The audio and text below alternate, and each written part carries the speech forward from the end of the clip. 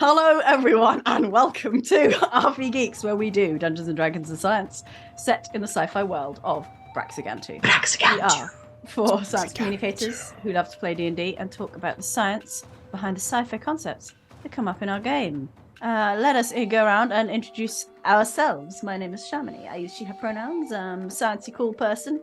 And today I have some fake fur on, which... You know, we shouldn't kill animals for their fur, but I do look like a cool bandit. Fake animals are fine to kill. Kill all the fake animals. Kill the fakes. Damn fake animals. Look, now I'm imagining like someone's teddy and like someone's been hunting it and then they're like skinning the teddy to make like... I mean, if you... That kind of is what just fake gets fur is. blasted out the back of his teddy. No, it's not! You know, Still got buckshot in it. You could, though. You could donate your teddies to make Shamini more fur coats. How does everyone feel about that? there's a Pixar movie Leave in the this, face on next for time. sure. There is 100% a Pixar movie. Let us move on with our introductions. Emily Bates. Hello, I'm Emily Bates. I use she, her pronouns, and I'm a science video person thing. That's what I do when I have a real job, which at the moment I don't. So it's fun. If anyone would like to hire a science video person thing, let me know. No, I've been doing lots of fun stuff. That's why we haven't been here for a while. Sorry, my bad. But we're back now, so it's all good. Simon. Hello, I too am a person who doesn't have a real job. My name is Simon. I use he, him pronouns. I would also like henceforth be known as Egg Boy. Egg Boy. No, Simon, no one who is watching on Catch Up knows what we're talking about. That's why people should come and watch live, because it's the best way to enjoy the show. If you want to know Daddy Egg Simon, Boy isn't and it? know Egg Boy deeply, you must watch live. Sorry. That's the only Yeah. way. Sorry, did you say The deep egg Daddy lore. Simon? I said Egg Boy is horrible, but it's better than Daddy Simon. I like Everything's what I'm better than saying. Daddy Simon. The Daddy Tories are Simon. better than Daddy Simon. Hard disagree. Yeah, and I'm a science YouTuber, and I make videos and talk about science. And I too have been traveling a bit, which has also disrupted how we've been doing things. We're the it's mostly worst. Bates' fault. I mean, I was literally out for a month. That's pretty much what happened. So it's fair. You can blame me. And It's that fine. just leaves the Fate Weaver himself, Ali Jennings. We're not doing that bit yet. Straight in. He's- No, they he's would. the People fake aren't going to know what they. Roll the film. Ah, shit! People who are just No. here for the D&D beef, they're not going to understand the Fate Weaver thing. Like they're just here for the Well, science. they should Don't watch wanna the hear rest of any the other stream. stuff. I'm Shout selling. out I'm to those of you upselling. who comes for the DnDebrief. We All appreciate of you, we're here for you right now. That's what this is all about. This moment. Yeah. So, shush, Daddy Simon. What? Hush, hush, I'm Daddy Simon. Oh, God. Hush. Why is hush worse? Why It's is so hush much worse? worse? Like hush. Oh, Oh no! Don't do that! Don't put it on your lips and then touch the camera. That's awful. What do I do? Yeah, no, I do science and science videos and all that good science stuff as well. That nourishing, rich broth of science. You know, How much do you think people tune in for the science, and how much do people tune in for the chaos that's like the packaging of the science? I don't think we should ask. I don't think we should ask. No, we Through should the chaos to get to the science. There's no one's doing that. Yeah. Okay, everybody shut up now. I'm ready. So, Okay. the Hush. question is, do we want this incongruous epic music in the background for this? Oh yeah, we don't normally have epic yeah. music in the background. It's lovely though. I feel epic, don't I? It's like Alright, let's do quietly it. epic. I like it. It is quietly epic. No, I'm going to turn it off because I Oh. can't turn it off. It's too epic. Can you fade it nicely?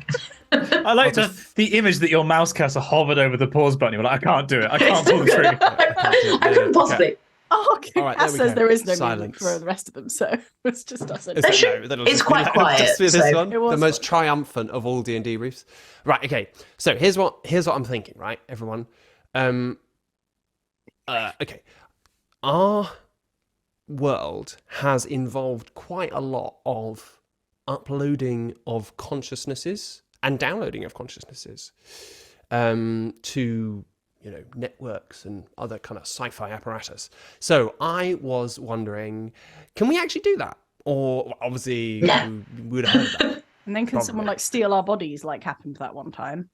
I didn't actually Like think of happened I that one should've. time. Oh, in the Sure. game, right? I was like, what? I was like, when did this happen? Like in the game. Like in the That's a game, yeah. really interesting. I didn't look into whether or not you could, like, computer programs can use wetware to actually work. That would be a really interesting that question. word. No, how do you like the word wet? Wetware. I think that's just a great Wetware. word. Instead of hardware, it's wetware. It's top word. Shouldn't it be dryware and wetware? Yeah, but I think hardware by Well, implication is also dryware. You get hardware and You have software. hard wetware. Hard Jellyware. Hard wetware. Hard Moistware. wetware is moistware. Oh. Stop it. Anyway, Yeah, I did. So I didn't look into that, right? But I was looking into the uploading of consciousness, and there's. Sorry, you saying this whilst dressed in a turtleneck. I still can't get over the Steve Jobsiness of it all. He is in a lovely I was looking turtleneck. into uploading consciousness. Let me present the iHuman. And then Irene. it's that robot dancing, that person in a gimp suit dancing as a robot. Yeah, that thing again. We all remember that.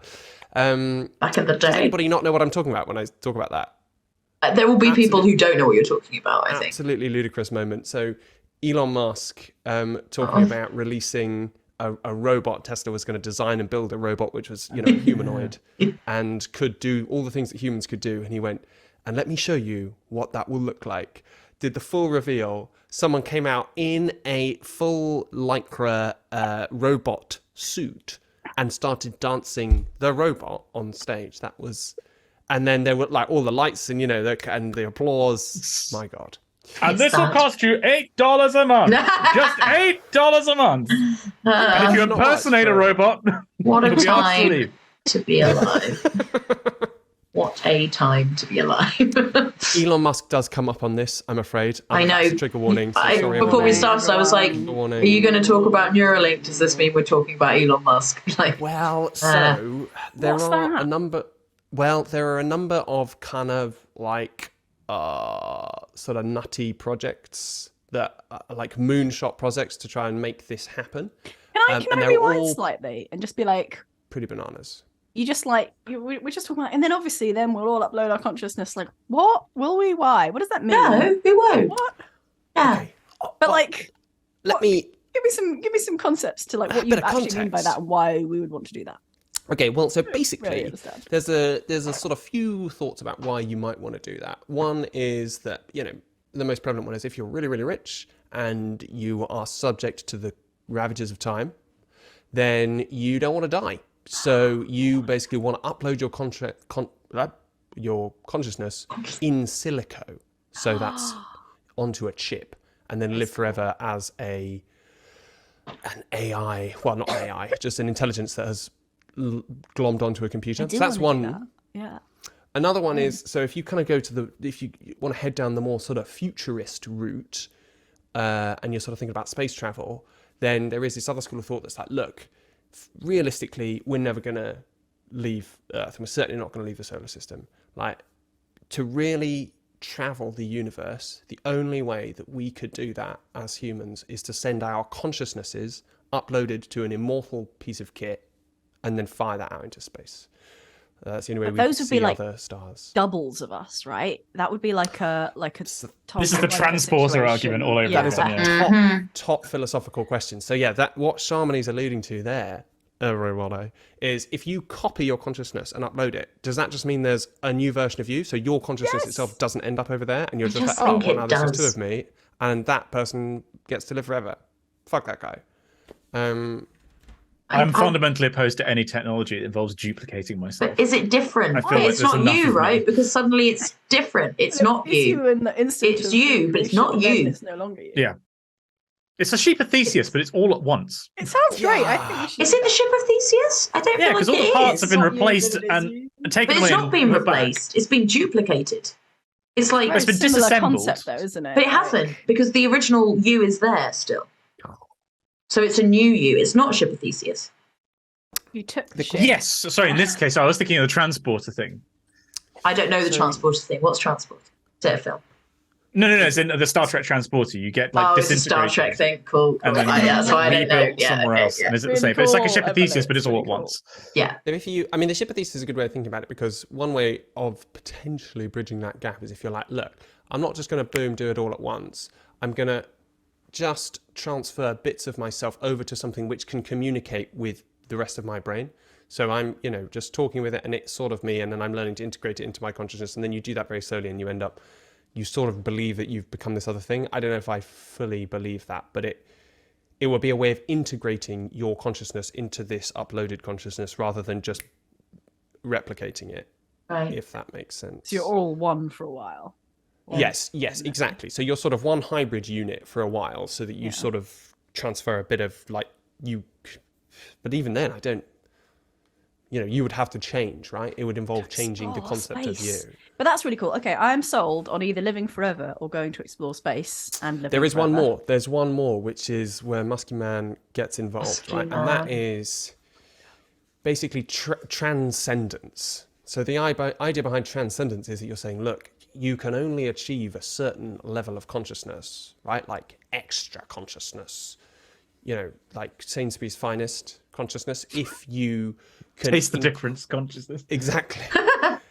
If you can make use of the power of compute, like artificial computers, and that they can compute information to such a Improving myself. so that would my be brain power. it would be giving you an extra sort of realm of like super brain power which you could access, and once you'd access that, you'd be like, oh god, and the only way of doing that would be to upload your consciousness to this, or sort of share your consciousness with this massive computer system. Sorry, Bates got No, you go first. No, you first. put your hand up before I said anything. Okay. This is but, like no, mine's a real tangent. No, Simon, you go. No. I'll Well, I was come going to back say, in later. so there's my disagreement with that as an idea, which applies to all of them. I guess most specifically that one is, as soon as you get computers involved, there's like a tick rate, right? Like how frequently you are passing calculations, and whether you're doing that in a climate model, it's how many times a second, whatever your time step is. As humans, this is something that hopefully you can tell me. Do we have an internal sort of tick rate? Do we have a frequency that we perform calculations? It's a really good And if question. so, what would the effect be of presumably you upload your consciousness and you're suddenly put into a piece of wetware that can calculate 1,000 times faster? Does everything appear to take 1,000 times longer? Oh. So would you just be horrifically bored the entire time? That's a really... Well, not necessarily. No, because you'd you could still trying be... to compute things that were so complicated that it would take the same amount of time. Why would you be, though? But would You you might not be. even bother with talking to people if it was like, I'm going to wait in a conversation, I've got to wait for 10 hours for someone to come up with a response? Well, no, you to wouldn't. something? That's the But point. you wouldn't would only feel talk to that other way. people who were transcendent, right? You would. Oh yeah, but that's Wouldn't talk to what I the mean. noise. You would only talk to those people. You wouldn't bother talking to biologicals, like people who didn't have that Oh, I uploaded see. content. I'm quite into this idea, Simon. I'm not, but also Wouldn't bother I'm not talking sure to that I'm not sure that like information, like bit rate processing, if that's the correct way of putting it, necessarily equates to time perception. Perception, yeah. Right. Not necessarily. So that's not. But there I mean, is because- a speed limit on thoughts. Yeah. Bates knows it. It's just your brain. It has, electrons. What am I talking about? What are they called? Neurons. Neurons. I have a neuroscience Oh, degree. this is going badly. I've put you on the spot. I'm so sorry, Bates. It's okay. No, but they do. Before. They have a rate that they can. That's information can travel between them. Like it's a physical process. At the end of the Does day, anyone know what it is? action potentials. No. The speed Yes, of an action action potential. potentials. Oh, right, yeah. Across the Potential. neuron. Well, I wasn't No. sure. What speed is it? It's a couple of milliseconds. It's tiny, but they a couple also of have milliseconds, they have a- which Couple of feels what? like it should be shorter. Millisecond. Like But also, a boof. they don't all fire at Exactly. once. Like they're staggered, right? So it's Yeah. Oh, what you mean over the neurons well- in the brain? If you had Yeah. a really long, giant squid neuron or whatever, what's the speed? Oh, I Speed of the- I think The that is speed. It's a few meters per second. But Yeah. no, it's much more than that. speed. and that's communicated via an ion channel. It's Pen. basically what it is you to. So what an action potential is it's a change in voltage over the Yeah. membrane. So it basically means that normally the membrane has plus 70 on one side. It's like much more positive on one side than it is on the other. It has more positive ions on one side than on the other. But what the action potential does is it flips that momentarily, and then it flips back, and then that travels like a wave that gets propagated along the axon. This flip, it goes flip, flip, flip, flip, flip, flip, flip, flip. And that's the signal. have just seen an equation that I have not seen since I did my degree, and I'm having horrible flashbacks. But anyway, it's how it the you Boltzmann determined. It could be actually. It doesn't actually say because I haven't fully opened the paper. Rings a bell for me. It probably I is. think I might have just made that up. Where has it gone? No, I can't see the Cat. equation. Would like Anyway. to put in a guess of 6 meters per second. It's okay. How It's right quicker. you were. Well, I it think can it's be. gotta be Here's the faster thing. than It can be. So it's 100 meters per second to less than 1/10 of a meter per second. So it varies. So different That's things a lot can. of It's a big variation. So it's all to do with like how the diameter of the axon. So when it's bigger, it's slower. Must be, right? No, bigger is faster. Bigger is faster. Then the distance it has to travel, and then the sheath, the myelin sheath that surrounds neurons, the different thicknesses can change the different speeds. And are you talking about different thicknesses within us, or are we talking about insects compared to so whales? invertebrates have unmyelinated axons. So to make the things travel fast enough, they have to just get the axons really fat. That's why giant squids always used to be, or no, just squids. Yeah, squids always used to be axons, right?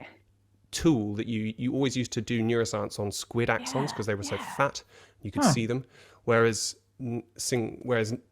vertebrates have myelin, so we have a special kind of cell that myelinates, wraps a little fatty sheath around the axon, and then if you wrap loads and loads of fatty sheaths around, basically what happens means that you can propagate those voltage changes much faster because of saltatory conduction, which I've never fully understood, I'll be honest, but it basically means that because of the capacitance between the two different nodes which you get the voltage switch, it transfers the current almost instantaneously across that sort of fatty sheath, and then it just jumps from node to node to node. That's like 580 miles per hour to like less than a mile per hour, like 0.22 miles per hour. But that one is. But that would be for like a tiny. Yeah, unmyelinated tiny ones. So in the brain, you can have like short distance transmission would be an unmyelinated axon. Anyway, yeah. So we've gotten very far from consciousness here. I'm on board with. No, we haven't though. This is the thing, because what is consciousness? Oh no! Well, that's is that like we need more? Because we have to do it. You have to do it because they can't. There's no fucking definition for it, not a real one. So like, there's the etymology of it. I don't know. It's not the same, Simon. Go on, do the etymology of consciousness. Let's do it. So the etymology is from con, meaning together, and scio or scio, meaning to know. So it's meaning having common knowledge with one another. So it's having joint knowledge is what because the Latin word doesn't have necessarily the same meaning as the English word. Oh, it's like our DnDebriefs. We all give each other common knowledge. Yeah, so, we have a consciousness. The D&D, the RPGeeks are consciousness. I had to do a module in I think it was my second year of uni, and it was philosophy of the mind, and we basically spent a whole term just talking about what is consciousness, and it drove everyone insane. Like, it absolutely lost our damn minds. You get a group of scientists in a room all having to do a philosophy module. Awful. But I really enjoyed it. And red is red. But what if how you see red isn't the same way that I see red, but we'd still call it red because it would be the same thing. It went on. I remember it was all just debates. Like, that was every class just descended into madness of just people, because it's and there's an interesting theory. I can't quite remember it, but I think it's Anil Seth's theory of how it's all to do with things you can measure. So like the definition of life, we didn't have a definition for life, but then we realized things that were alive could do this, and this. I can't remember what they are. And then he was saying maybe we just haven't worked out what the parts of consciousness is. Maybe we can break it down into these separate things that are all measurable, and that forms what is consciousness. And it's it's the most scientific answer I've ever heard, other than I think, therefore I am, etc., etc. We should do a whole debrief on Anil Seth. He's amazing. I did an interview with him. Oh my god! I know someone who knows Anil Seth. Amazing. He was nice. He had a nice chat. So can I upload my whatever I have in my head now? No. Computers, please. So I'm just gonna put it out there and say that we have literally done the title of it. Sorry, Ellie. Speed round. No, we've still got time. You've got loads of time. Keep going. We've got a while to go yet, lads and ladettes. So, yeah, okay. Well, let me just lay out the problem a little bit more, right? Okay, so if we just assume that consciousness is a hard thing, problem of consciousness, that's what they call it. Hard, wet problem of consciousness. They call it the hard problem. Consciousness. That's what it's called. That's what they call it. Can we engage with this if we have a latex allergy? And tell us about it. God. I shouldn't have told you fuckers about my latex allergy. This is bullshit. Right, okay, look. So, but if you just think, about what you might need to do to upload consciousness to a machine system. Have $8 a month. Yeah. So first of all, you'd need a parts list and a complete scan of the brain, right? That has not been done. Second, you would need a database of all different kinds of brains to know what the differences were and how you would have to compensate for that in the circuitry of your mechanical thing. Then you would need to be able to emulate. You'd need to show that you could emulate a brain in silico, and now we're sort of getting so way off that this is all just like pie in the sky stuff now. But then you would need species and that's just any brain, right? We've not done it for any brain. Well, we sort of did it for the nematode, but like, and then species generic brain emulation, individual brain emulation, and then finally, can you get your mind into there? So that's a whole list of stuff that would have to happen. And this is awesome. There is a guy called Roger Penrose, or was a guy called Roger Penrose, right? He died quite recently, wasn't it? It was quite recent, I think. Yeah. I don't know. Like this year? He could still be here. No, I think he did die. I think. He wrote Rose to Reality, right? I don't know. Hang on, he is still alive. I thought he was. I'm thinking of someone else. He's not dead. He's fine, everyone. Sorry, Roger. Sorry, Roger. If you're watching, you good? He wrote a doorstop of a book that you'd see in undergrad physics. Is it Rose? Is it Path to Road to Reality? Road to Reality, yeah. He was speaking at the Oxford Physics Society the week after I was, and I was like, oh, okay. I feel like I'm going to be outshone significantly. Go on, you feel like a boss. Wait, so I know nothing about this. Tell me. So I don't know what he was into physics-wise, right? But consciousness-wise, he had this theory, or may still even have it because he's alive, that. Wait, Simon, did you just say, I'm pretty sure he's still alive because he was speaking No, he is alive. He is alive. But that was your justification. I'm pretty sure he's alive. Yeah. No, it might have happened really recently. He may have had to cancel. I think New Scientist did a big piece on him recently, and that's why I think... No, he won the Nobel Prize in dead. Physics 2 years ago. That might be why people had him... No, something happened recently. Anyway, carry on. So what he has suggested is that consciousness is a quantum mechanical phenomenon.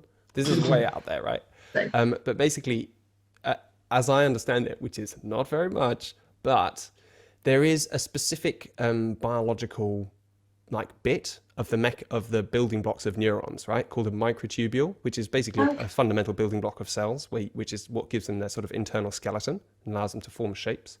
And the microtubules in neurons, the connective proteins that move alongside them, basically form.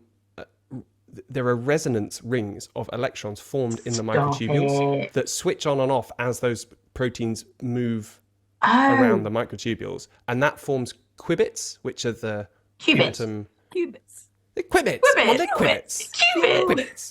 They're called qubits. Qubits. We're not quantum frogs. Yes. I do like qubits, though. I'm going to call them qubits from now on. That's fair. That's fair. So he's saying there is quantum information processing in there, and therefore you could only ever do this with a quantum computer. But I don't know about that. But it's So interesting. he's saying That's that. cool. Oh, That's cool, that is cool. Okay, I did not know this about Penrose, by the way. Fascinating Simon's crossover been reading. here. So he did his PhD in Cambridge in the 50s on algebraic geometry, so like kind of abstract geometry. And he was attending a conference in Amsterdam when he came across an exhibition of MC Escher's work. So like the impossible drawings. Staircase. He basically then invented what's called the tri-bar, which is like the impossible triangle, where it looks like it's kind of looping in on I itself. thought it was like a piece of gym equipment. That's been working at tries.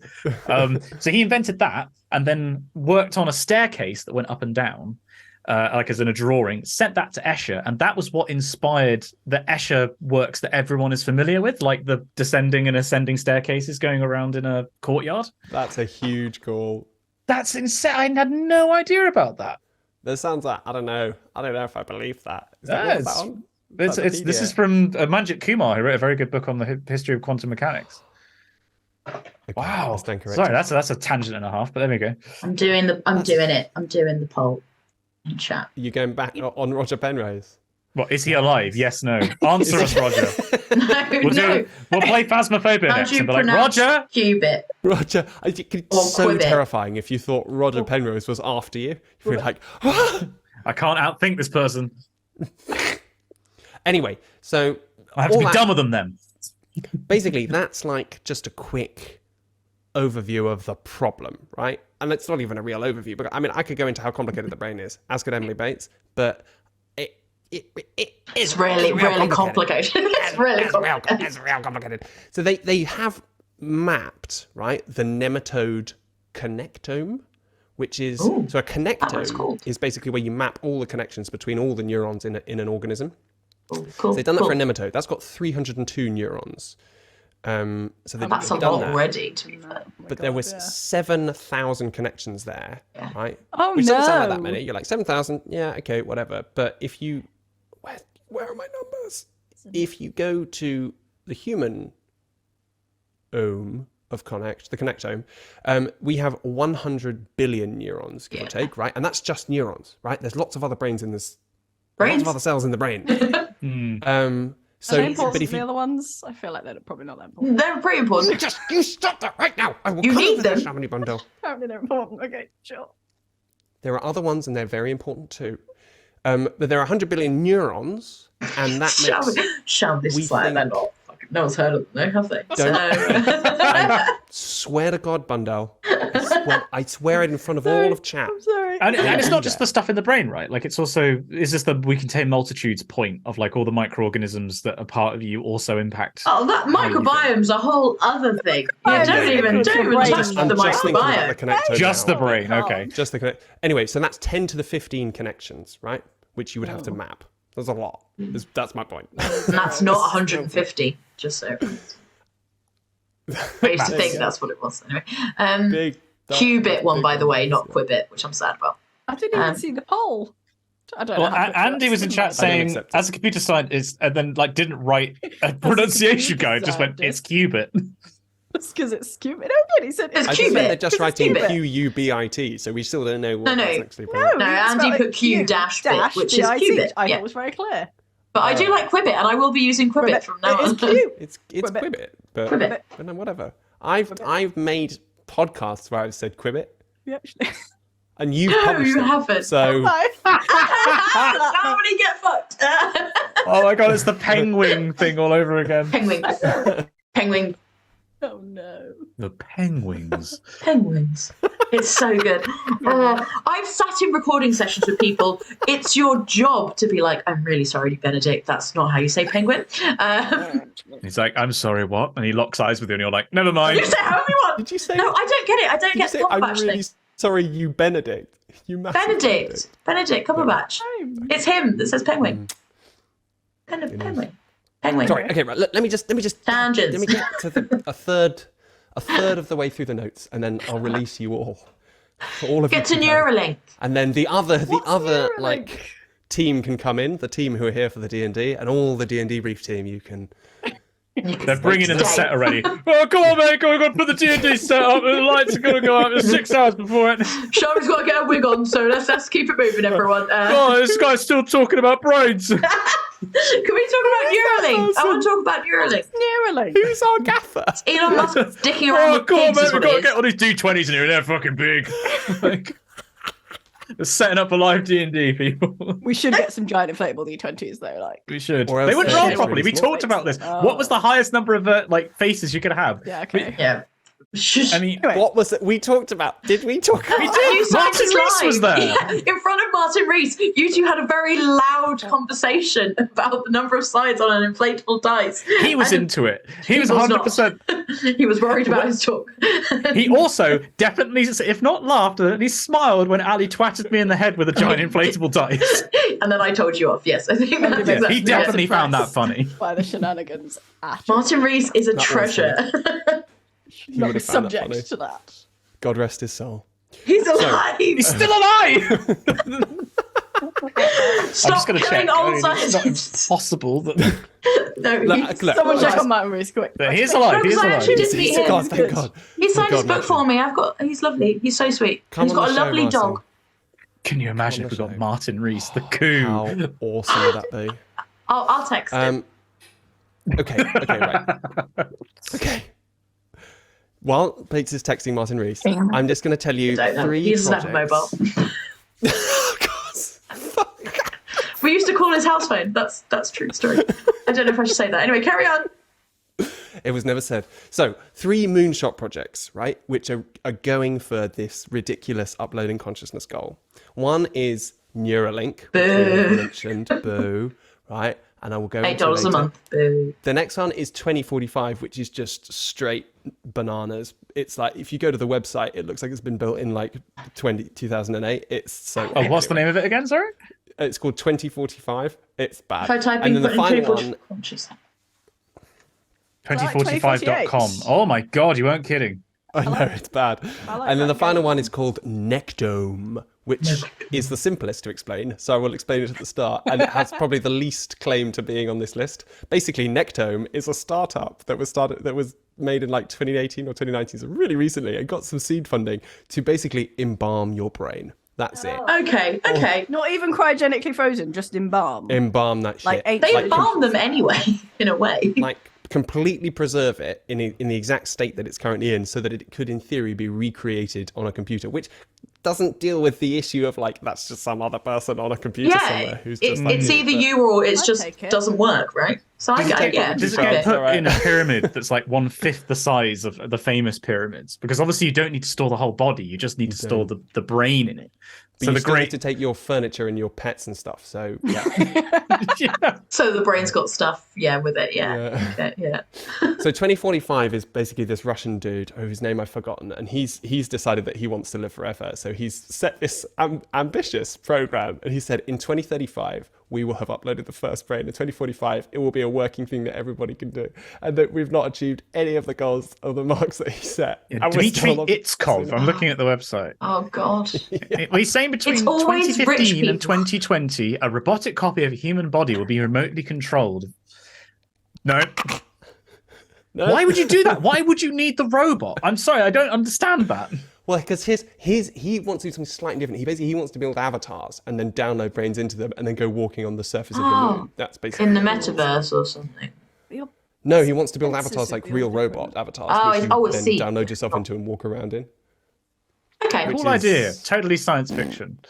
Yeah. Is it cool? I mean, Neuralink. I don't know. Talk about the pigs. Neuralink. Are we talking about? Oh, what? Which ones? Which ones? The Neuralink pigs, where they claimed they'd done it and they absolutely hadn't. I don't know. I can't remember the story. Shit, you tell the basics. I'll find it. I'll tee you up. So Neuralink, right, is Elon Musk is saying this is Elon Musk's big idea to do the transcendental consciousness bit. So his dream, this one, is to give everybody the ability to communicate instantaneously with the internet, basically, right? Just by thinking. So you have a permanent link which operates at the speed of thought with the internet. And then as soon as you start building in super powerful AIs into the internet, we can then sort of communicate instantly with the super powerful processing machines. And everybody basically ends up communicating with the same sort of verse. So we all start sharing our consciousness and we all become one sort of meta-human. Like, is that what he wants? It's quite jazz. It's quite a jazz idea. I mean, it's fun. It's not feasible, but like it's a nice idea. I like it. Anyway, but even though Musk, but so basically, what they're doing is they have this thing called neural lace, which is basically just a flash set of electrodes. It's just an implant. Right, like it's all, yeah, exactly. And but the problem they had was that they tried doing it with metal electrodes, which is the standard thing to do. But the problem with that is that once you stick a metal needle into the brain, what happens is first of all, it kills a lot of stuff around it. So you don't get good transmission between the metal electrode and all the stuff around it. And the second thing that happens is it starts getting sort of clamped onto by your protective cells in your brain, which basically try and shield the rest of your brain from this massive metal thing, which bugs it up even more and then starts trying to destroy it. So that's not great. So basically what they're trying to do, or what they were trying to do the last time I checked, is to create these sort of hair-like electrodes, which are completely mobile and very sort of bendy and flexible, so that they wouldn't generate the same kind of response in the brain. But I can say that they have been no successful. Yeah, they did a thing they had pigs. Yeah. And they brought out these pigs onto stage because it was Musk, right? So they made a big everything has to be deal on of it. Yeah. And they were like, we've put an implant into one of these pigs. Well, actually, they put one into two of the pigs. So there was one pig that didn't have one, and there was one pig that did have one, and there was one pig that had one, and they'd taken it out. And they'd taken it out, and it was still alive. Was basically the point of that, to show that you could put it in and take it out, right? And they were like, "We've shown that we can, now manipulate pigs' brains. Look at this." And because basically what the electrode did was it was like hooked up to a screen that would make a noise, and it was on the bit of the pig's nose, so that if you touched the pig's nose, that bit of the brain would fire, right? And then they had like a big thing on the screen, and then they touched this pig's nose, and obviously it went like beep. And everyone like lost their minds, and it was like, and they were like, "Therefore, look, we've done it." And it was like, "No, no, you haven't. You've just detected some brain activity in a pig. Like that's what you've done." And there was something to be said of the fact that the pig was like walking around, right? So it wasn't like under an operating table being done. Like, but it was utter bollocks, and but they obviously made a big deal of it. Not full disclosure, but so basically.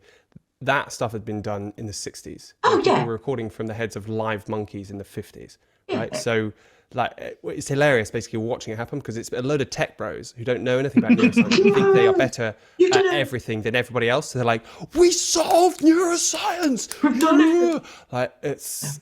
And yeah, neuroscience all went like, "What are you talking about?" I've Like, been doing this for 7 sure. years. And It's yeah. only, Come and but get you involved see it with in that. every discipline. Literally every discipline, tech bros will come along and think they've solved this problem, and it's the first step that somebody took 40 years ago. It's just... It's immensely frustrating. I'm just reading something. This is from at the time when it was done, which is 2020. Musk spoke about bypassing spinal injuries to restore movement for people who are paralysed, which he said would be the focus of the company's first clinical trials in humans, beginning soon. Devices similar to Neuralink have achieved this, so it isn't outlandish to expect Neuralink to be able to do the same. just them going, Love that. well, it's already happened, so sure. like that a lot. All right, well, so, yeah. let's not go into all the other stuff because... Oh, Ali, do you want to Ali send us your notes so sadly we can have a closes the read of your tab. lovely notes? Yes. Shall I just leave you on a putative number? He said sadly. Sure. It's like the count from Sesame Street. I wrote What would you like 1,400 number? pages of notes. We got through one. If What's you the were number? to... Today's if number. Yeah, so the number is 1 billion terabytes, which is the number...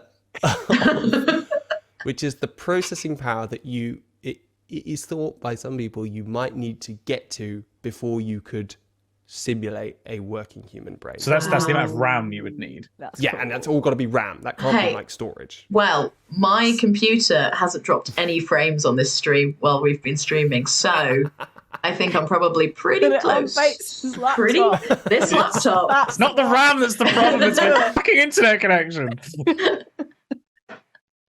Well, that's it. Ah. I'm just going to slowly fade in the... Oh, the music. Well, that's lovely. I It's not think. epic anymore. It's a bit Oh, this is. joyful. Doesn't mean hear that, anything because we didn't put it in at the start. Oh well, never mind. Let's take a quick break and everybody can go and get their socks on and then we'll... I don't Do the have any campaign. socks on right now, so that's valid. Go and Okay. get your socks on, Bates. We'll be back Oh. shortly. See you in a second. Welcome back, everyone. Now that the science is out of the way, we have room for raptors, velociraptors, eagles, giant birds. Many mysteries yet to be solved in the world of Braxigantu. Before we delve back into our campaign, we will do some quick recaps. I shall go first. So I am playing Tenebris. I don't have my character sheet. I'm not ready. No, I remember. It's fine. Tenebris is a drow sorcerer mechanically. She comes from a dark and distant world, as we learnt recently. And the colony of microscopic creatures around her help her manipulate people's brains. So that's nothing to be worried about at all. And she uses she, her pronouns. Simon. My name is Simon Hill. No, this is. I'm in know the it's wrong not. one. No, wait. I've fucked up my own name. No. That was brilliant, If anyone watched My the name stream is as well, Simon. my face just appeared for a bit. So now you're next to Infinity. talking I'm about having a Uriel. Uriel. Call the Munculants. Just gonna go back. My name's Simon, and I play Uriel, who is a monk. He uses he, they pronouns. Wow, my brain really misfiring. Half of it's been uploaded, and I have not been keeping up with my payments. $8 a month. So, Uriel is a monk in D&D terms, and has suffered a bit of a personal loss recently. Fucking God died in front of them. You didn't really bit of a know traumatic them, episode. did you? Oh, no, it was a parasocial relationship. Now, though. You've forgotten. You've forgotten they're dead. Forgotten Your God that. is dead. To be Yeah, fair. this is true. Oh gosh, You're all yes, we need good, to get to the recap. Unexperienced it. Yeah. But before going to the recap, we need to hear from one more yeah. character. Sure. Hello. Fan favourite, it's Emily Bates. I don't think that's true. Anyway, hello, I'm Emily. I'm not going to put the thing up because I messed up the stream. I'm really annoyed about it. Anyway, I play. Who do I play? Infinite Sky 6000, serial number A69197226PMGB1530ML. Whew, been away for a month. I remembered it. And she is a wood elf druid, technically, but she's actually a terraforming robot, and she's beautiful, and I love her. And what's she been doing? She had some chats with a satellite. She had some chats with an archivist. She's had a lot of chats, and she's also forgotten stuff. So we should probably. I need to work out if that's like a data wipe. Anyway, the person who made us forget all the stuff is the one, the only, our Fate Weaver, Ali Jenny. I am Fate Weaver. I just facilitated the forgetting. I wasn't an active participant in it. I witnessed it. That's all you can say about it. Roll the intro.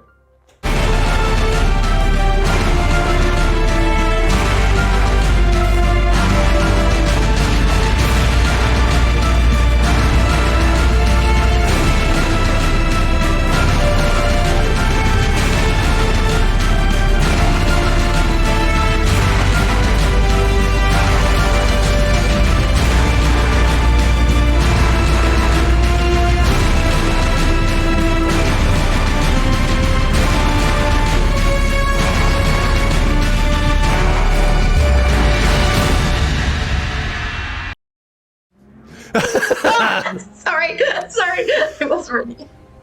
Normally, when I run the stream, I like to give us a countdown. I asked you when do we go back, and you didn't say. Oh, that sounds like a you problem, not a me problem. What we just had was. I was like, oh shit, that's the final screen. And then, So, where were we? Our intrepid heroes had delved into the great mass of the smashed and fallen space station of Martin's Bane in search of Uriel's god hidden deep within the wreckage.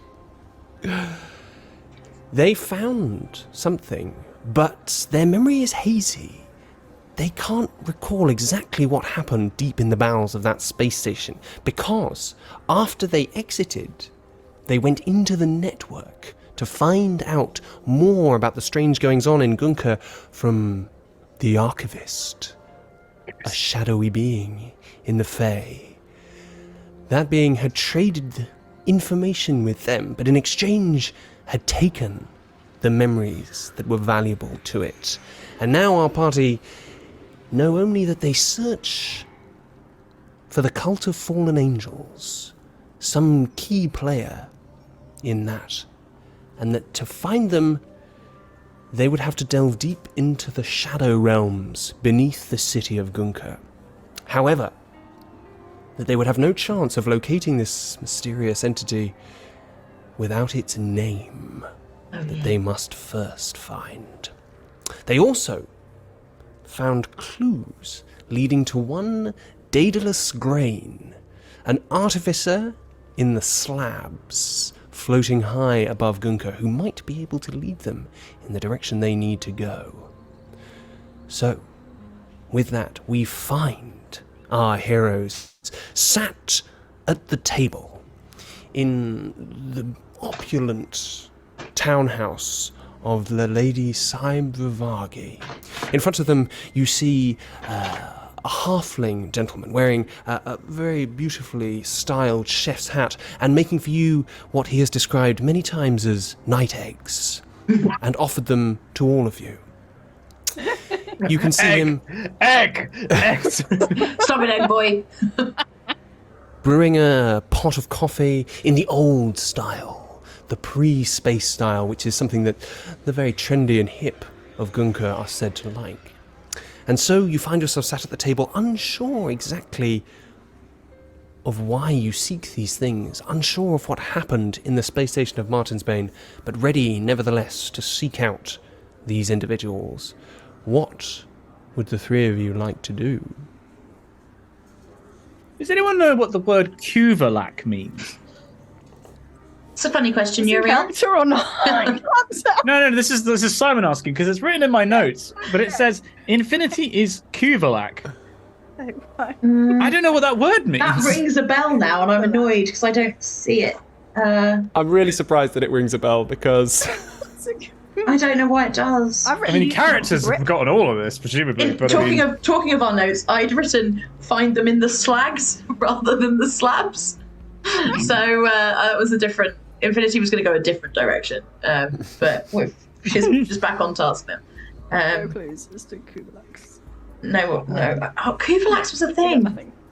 What's it? Kuvalax was the planet that you were originally from. Of course it was. That's Yes, which I only remembered because there was an obscure note in one of the documents Ali sent me about the Kuvalakian gold. And I was like, wait, I do know which planet I'm from. Yeah. Right, okay. That was a Simon question. Yeah. Sorry. Just in case that was important. Uriel? Yeah, oh, sorry. Whenever I do Uriel's voice, I want to yawn, and I'm actually very tired, so it's just making me more yawn. Have we just slept? Or no, we just came You back from the have just archivist. Oh, yes, I see, because we stayed at the table. Yes. After? No, we slept after we went into Martinsbane, And then we we came slept back, when we slept, then we went to the archivist, but just in our heads. And Yeah, now around here we the are. kitchen table. Does anyone... Sorry. I think I've got a bit of data corruption, actually. This is very bizarre. Did- I don't have data on the last day or so. What were we doing for the past? Well, What time is it? it was the archivist. They took Right. They took They our did memories. tell us that we wouldn't remember something, so it does make sense But that what- you don't remember it. But what don't we remember? Well, I think if we Well, knew, then it it wouldn't must be be. we wouldn't have forgotten. I remember going into Martinsbane. I remember we met Zahakwiel and the others. We went in, and obviously we come back out, so we must have done what we were supposed to do there. What was it that you wanted to do there? To see if Well, there were I had a- survivors. I was a message from survivors, so obviously we must have found them and, I guess, got them out. Do you? We didn't take Zahakwiel out. Yeah, we didn't. Where are they out? We didn't take anyone out because I remember coming out. What would Maybe we they have went found off in somewhere there, else. Uriel? Well, we wouldn't have left if we hadn't achieved what we wanted to do. So, Do you think That maybe we should just assume that we did achieve whatever it is that you wanted, and then you can be happy, Uriel? And then, we don't actually have to actually know, because if we find out, it might be something unhappy, and then you might be unhappy. normally I would disagree with you because kind of knowledge is always good, but in this case, we've kind of got a lot on our plate right Well, now. and we clearly gained a lot from the archivist, so it must have been a worthwhile try. Maybe it was very boring, and we just thought, oh, that wasn't necessary. We'll give them that part of the day, and then they gave us all this very useful information as a trade. Yes, probably fine. Probably fine. Yeah, we should Daedalus we'll Grain. assume that. She's in the slabs. We should go find her. In order to find out about the cult, Yes, Cult Fallen Angels. which we Correct. want to do because the satellite told us to. right, they're bad. The cult is bad, is it? Do we know Yes, that? I think so. Yes, they had these slivers, right? Oh, do I still have one? I definitely have. So you hold them up, and you do indeed. You are holding these. They're about 3 inches long, jet black, angular slivers of metal. Yes, these. Which? We have to ask about those, Yes. but we don't know why. And they were made by Daedalus Grain, Oh, Correct. yeah. and they lived in the Slabs. Slabs. Yes. And I think they. I've just written something in my note. I wrote. They can read celestial writing. Is that correct? I have the Yeah. artifact has celestial writing. On. We were talking about the You art. do know that. Yeah. You do know that. Yes. Okay.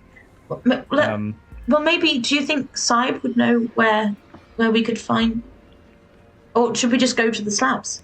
Let's just go there and like look around. Like, hi. Well, how What big is are the slabs?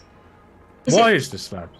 It's like a Who is the place. slabs? Like I don't usually go there. It's kind of a like not very nice place. What's So, there? like, if we wanted to try and find someone there, is this like, would it take a week or 5 minutes? We could just go there and shout, Daedalus! So you would know from the conversation that you had with the archivist that Daedalus Grain is a famed artificer, and that Okay. they would be well known. Okay, great.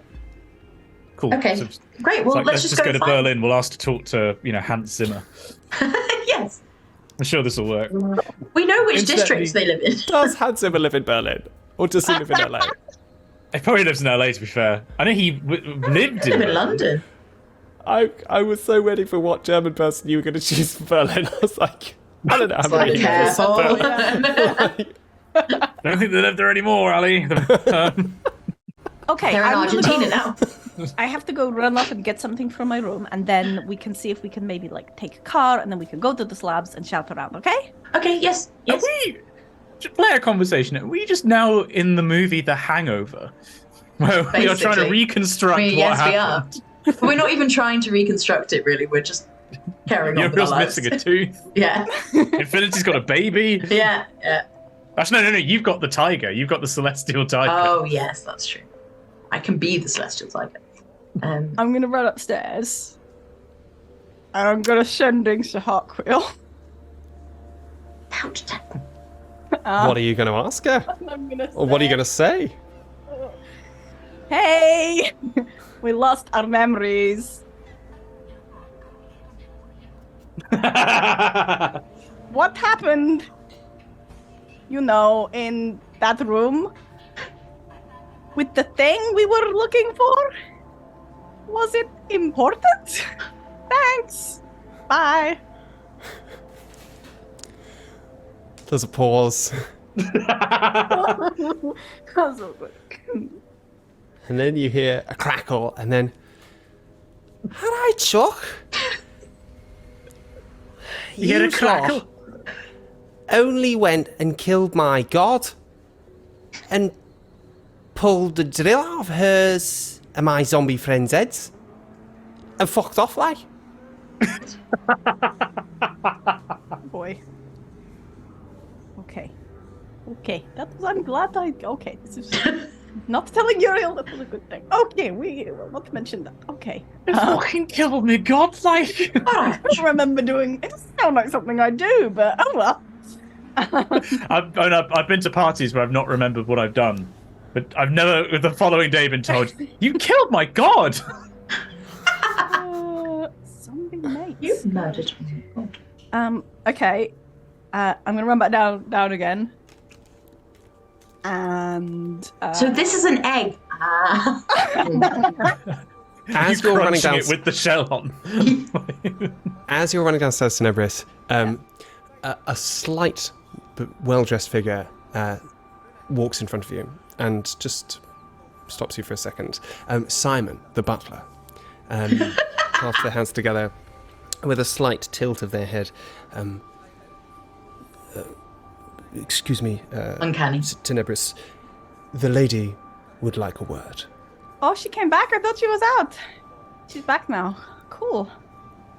Okay. If you please. Yes. Okay. We'll follow him to the study.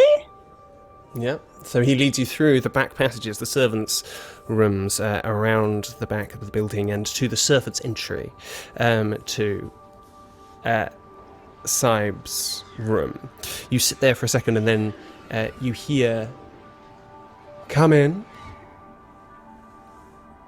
Go in. You see the opulent study before you, the books on the wall, leather-bound paper, a complete rarity in these futuristic times, and the light of all multicoloured flashing through the mist and the fog of nighttime central Gunker as the different ships and craft pilot their way through the tall buildings and hanging platforms. And you see silhouetted against the window, standing behind the desk, a 3-foot-high goblin wearing, covered in jewels and bits of chains and with a miner's hat on with a bright light shining out towards the window, a very long fingers in which they're stroking a piece of a kind of a sack with swag written on it, and then on their shoes, big kind of hobnail boots, and they wear a kind of long cape with a sort of ermine ruff around the side of it. And they turn round, look at you, and say, "It's good, isn't it? I like it. Do you like it?" Is that you? Of course it's me, Tenebris, darling. What were you thinking? How did you get to be so small? Isn't it lovely? It's darling, isn't it? I'd say go over and touch me, but of course, and that would ruin the whole effect. Look at these little ruffs. I tell you what, the lady who did it for me, she was such an expert. I had to go all the way to the Slabs to get this kind of technology, but it's worth it, isn't it? It's absolutely worth it. And you can see the goblin sort of just examines the turn of looks at the fingers, sees the nails a bit longer, wraps them, and even you can hear there's a rapping sound, but it's not quite the rapping that you would get of fingers on wood. It seems to be being generated by something else. Are you in a play? Are you going to be in an opera? Well, how charming of you, Tenebris, and you know I can sing, don't you? And then she goes, and actually, you're all ready to, you're jaded now.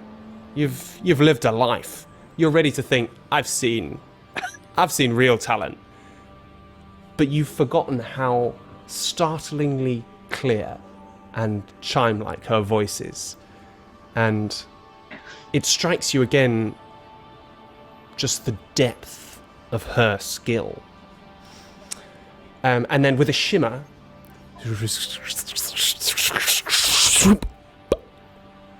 and Saib, the lady, appears before you again, a tall, regal figure.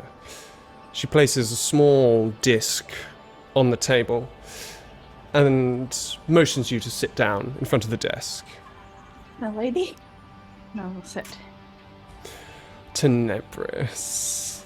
Oh, such a sweetheart. So glad to see you come back. Now, tell me everything. Well,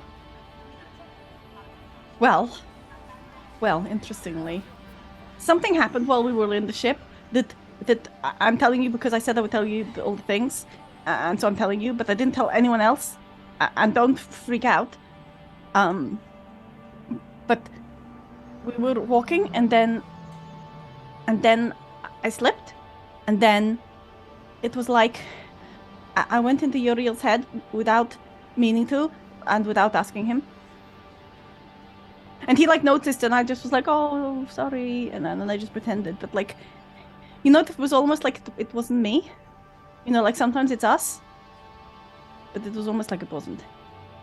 And so I'm telling you because I said I'd tell you. But it's probably fine, so don't freak out. Tenebris, these episodes, they're becoming worse, aren't they? No, but it's fine because as long as I can do a few things, and I'll just just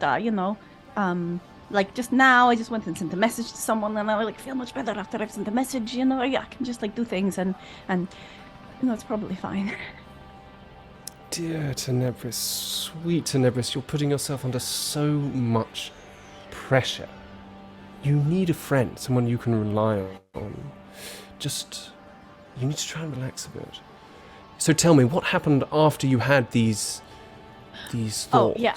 Then we found some people who are monks, and they're Uriel's friends, and then we went somewhere. We went into like the key place, which was the room.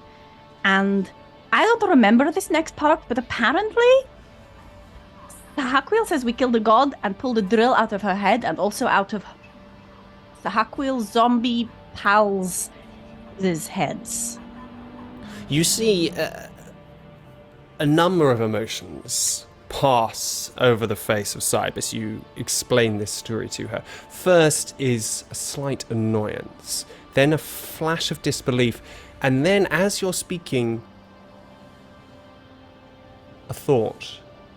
When I came back, I was told you were in the network. We went to the network, yeah, and when we went to see the archivist, is that right? Yeah, and then that's why I can't remember, because they told us like loads of useful things, but then they said, I'm going to exchange them for your memories, and I think one of the memories was whatever happened with that time that we apparently killed a god and stole her drill.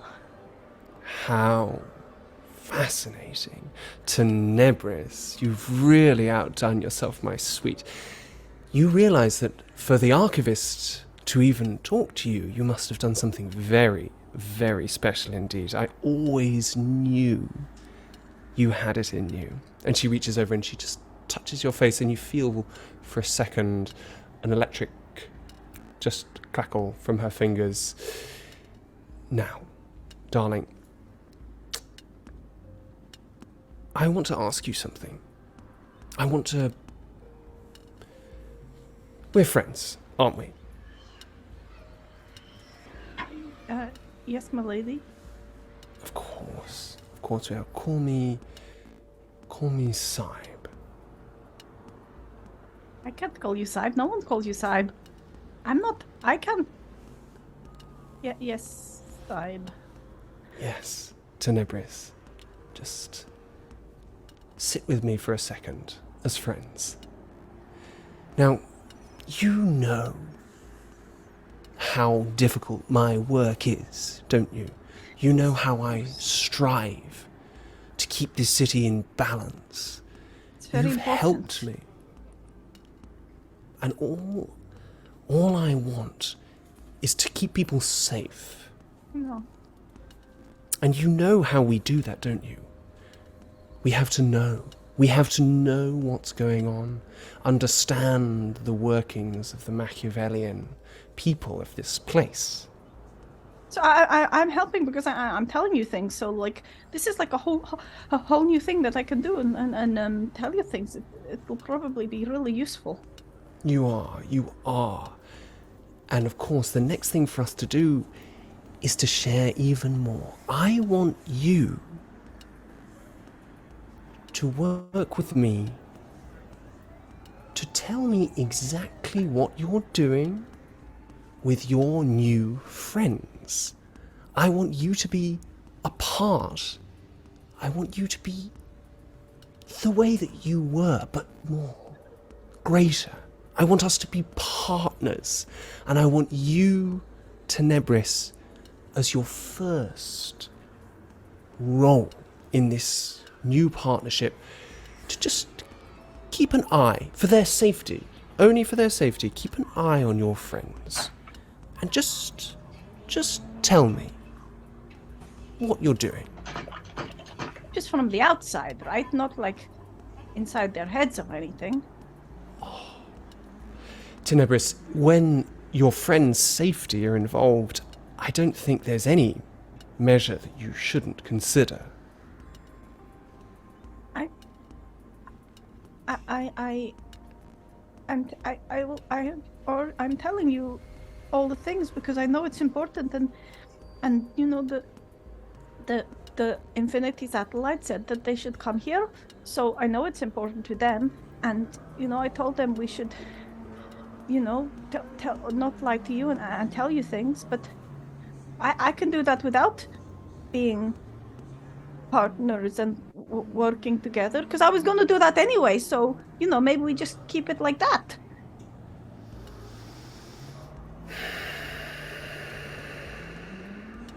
Or whatever,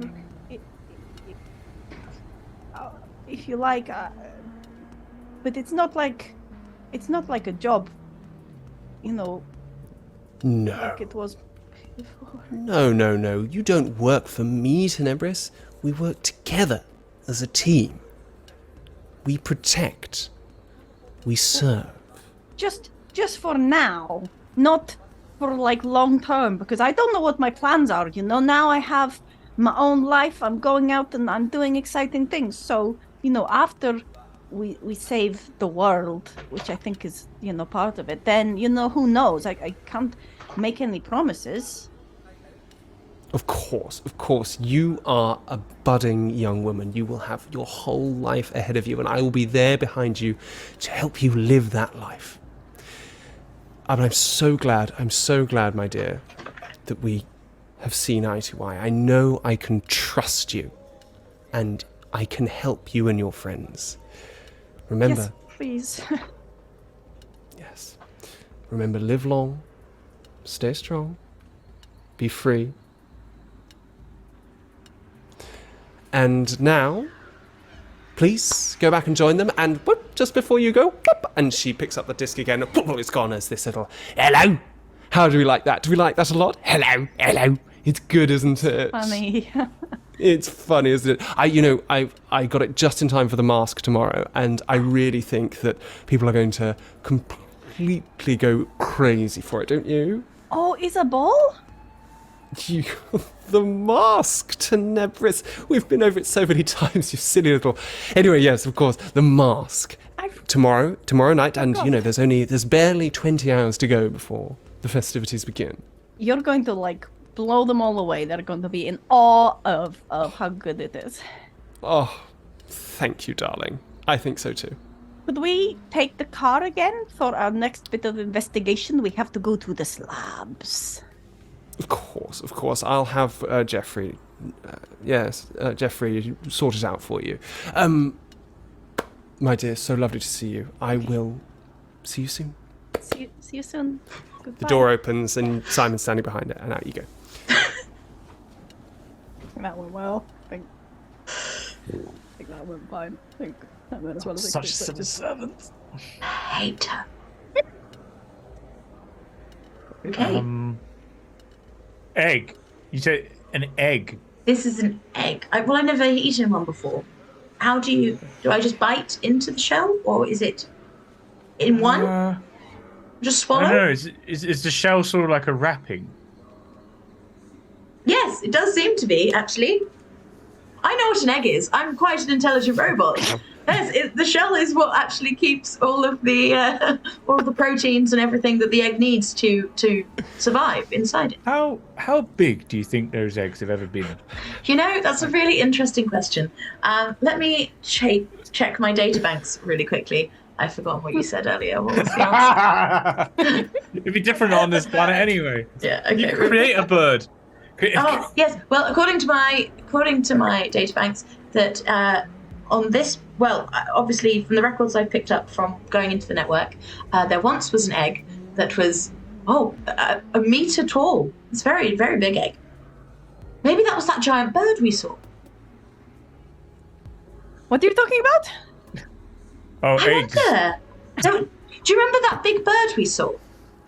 Ages ago. Yeah, it tried to kill us. We We didn't just met. see it. It was like second day. coming for us. Right? Yes. Like, I think I might know how big its egg was.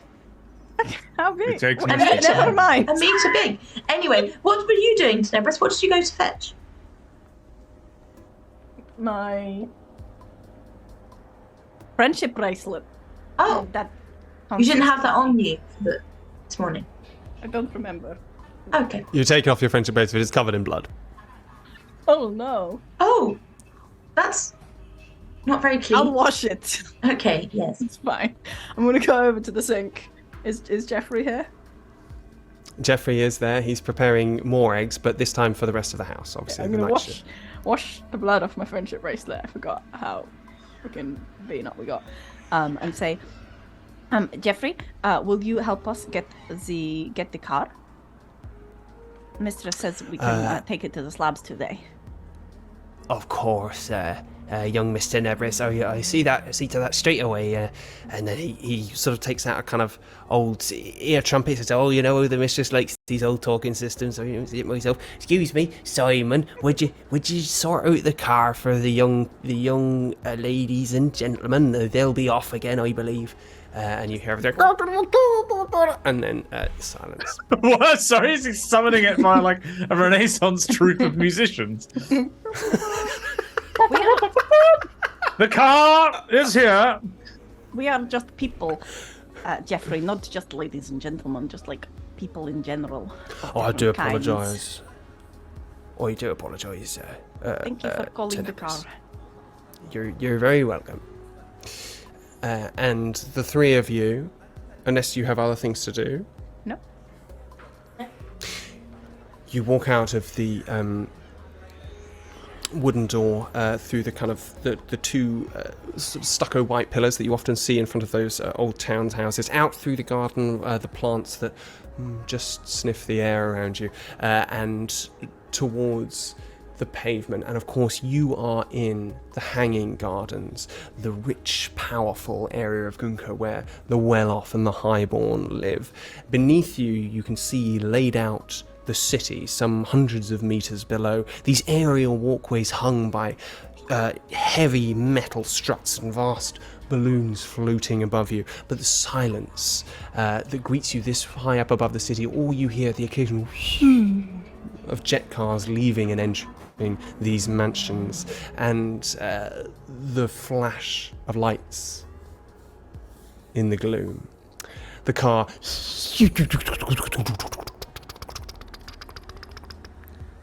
the door opens. Get in the fancy car. Hello, car. Welcome back. So glad you're here again. You see that the seats cushions have actually been covered with a kind of waterproof cover. Oh, that's interesting. You've changed yourself. We'd like to provide the best service possible to the travellers who inhabit my seats. Yes, of course. Come, let us go to your destination. The Slabs, please. Of course, the Slabs. Love to see it. Love to go there. Beautiful time of month.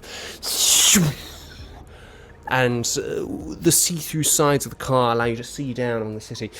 You do realise the car is going quite a lot faster than it has been going before, cutting its way through cables and buildings and past flying vehicles. As you travel through the mist, the nighttime mist, you do hear in the distance, coming closer now,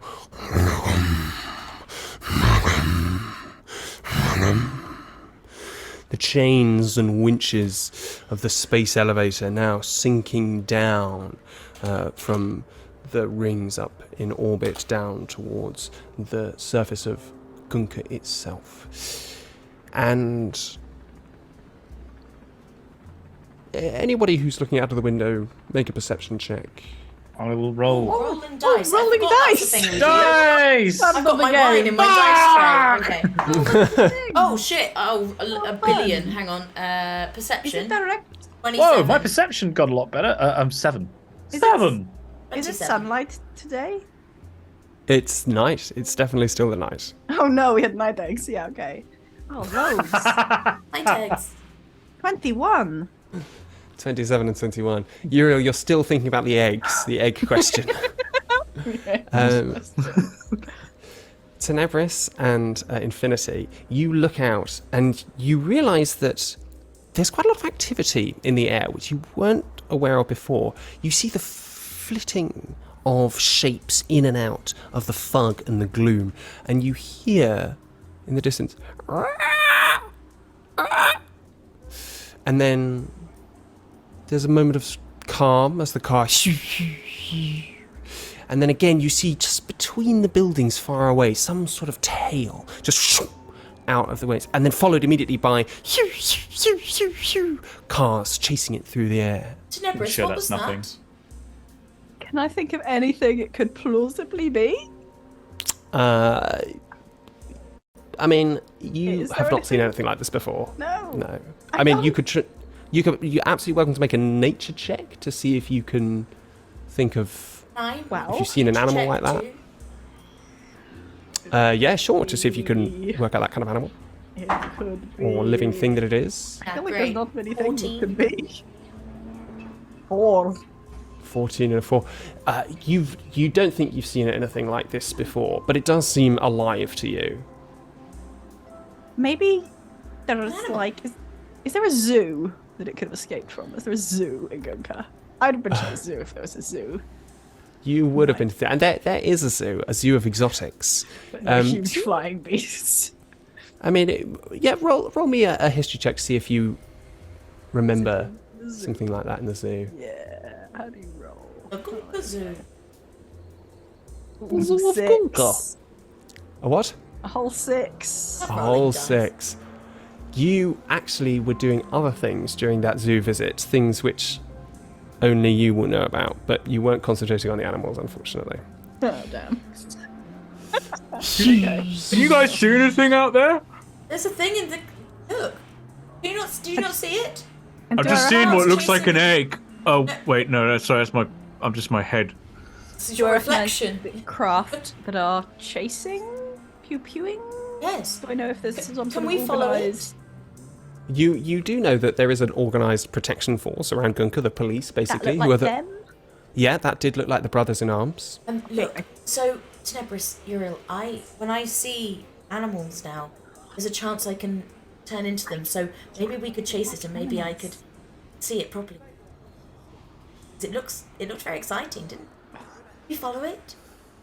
Are Hello? we able to follow the Brothers in Arms and see what they're chasing without, like, getting, shot out of the sky or anything? Ooh, interesting request, friends, fellow travellers. Would maybe point something in your direction. A fair number of unauthorised entries into the central Gunka space have been noted recently. Possible danger, the brothers do say, try and steer clear where possible. Far be it from me to decide your route or your plans, but... yes, we could. We could. Infinity? Yes. It might be dangerous. How dangerous? Well, like, it could be like a giant flying horrible monster and it could try and eat us, I mean, we've already dealt with one of those before.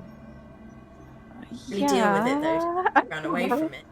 Oh no, we did deal with it actually. Yeah, we killed it. From its meter tall leg, yes. Kill it, but did we just... I don't know. We did kill it actually. Pretty sure we did. Hang on, let me We check kill the it. sacred No, text. we did kill it. I remember. And no, we have to get to the slabs, really, don't we? This would be a terrible detour. Well, there's no rush to get to the slabs. Okay, let's follow it. Par, we would like to, as safely as possible, follow the terrifying monster, please. Just for a little while.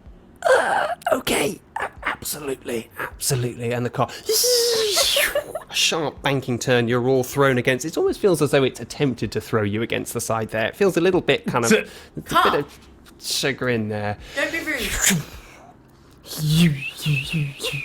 You're scudding between the buildings. You're deep in the central part of Gunka now, and the buildings are rising up around you, these colossal megaliths, and you scudding up and down between the connecting pipeworks that allow people to move, and you can see the tiny figures of people moving in the flashing lights, traversing between these buildings on the travelators and the floating walkways.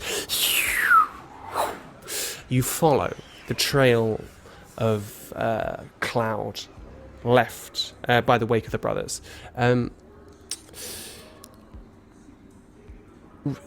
Somebody roll me, roll a group survival check to see if you can track this.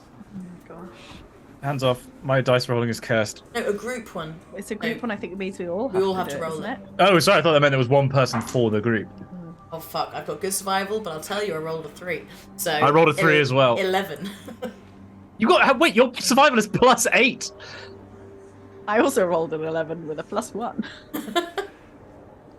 Well, that's nice Jesus for us. Christ, guys! Could have been a lot better. That was a 6 in total from me. 11, a 12, and a 6. But that And egg is you- following us. You can sense an almost tangible sense of relief in the voice of the car as it goes, I am so sorry. It appears we may have lost them. I will be sure to inform you if we do see anything similar to that again. And you can feel, as you look out, that the tint on the windows is actually increased a little bit. And Little shit. What, like this car? I hate it, but Yeah. Car, how do you self-identify? Do you have a designation? yeah, I'm a Volvo. But is that your name? no, we're We all call you we're all Volvo. Volvo. You may call me Volvo. That would be accurate. Yes. Great, thanks, Volvo. Volvo, we would like to be able to see out the window. Yes, of course. Thank you. I will. Yes, it may take it at the window. Sometimes they take it a time to warm up. Oh no, I don't think they do with the programming. Of course, you're absolutely right. Of course, yes. Yes. And the windows come back, but. Everybody roll a perception check looking for this thing that you're looking for. Natural 1 for a total of 9. Fuck's sake. Oh, Fucking hell, that's a 6 from a plus. Oh no, it's an 8. I got +3. I rolled a 22. To know. Yeah, I don't know how I'm doing this. Night vision. I love Only Tenebris. Yeah. As you are wending your way between the great buildings of the very central core of Guncoat Tenebris, you know this is the business district and government districts where the powerful and the rich plot the fate of this system and systems beyond. You Sorry, I'm so sorry. I forgot that you could hear me. It sounded so much like a car horn. Like so much. Ali did. Well, then you went. Amazing.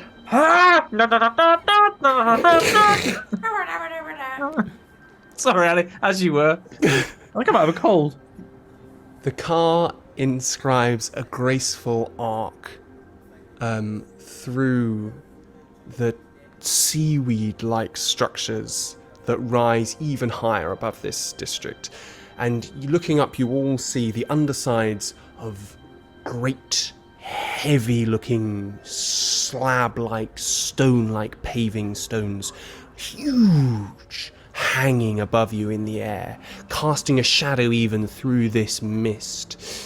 And as you are arcing round to come to the entry point of these thick, they must be hundreds of meters, well, not, they must be 100 meters thick and wide, kilometers wide, each one of them layered like ancient sort of paving, not like ancient sort of pebbles that you might find on the beach, kind of like in and out. As that's happening, Tenebris, you see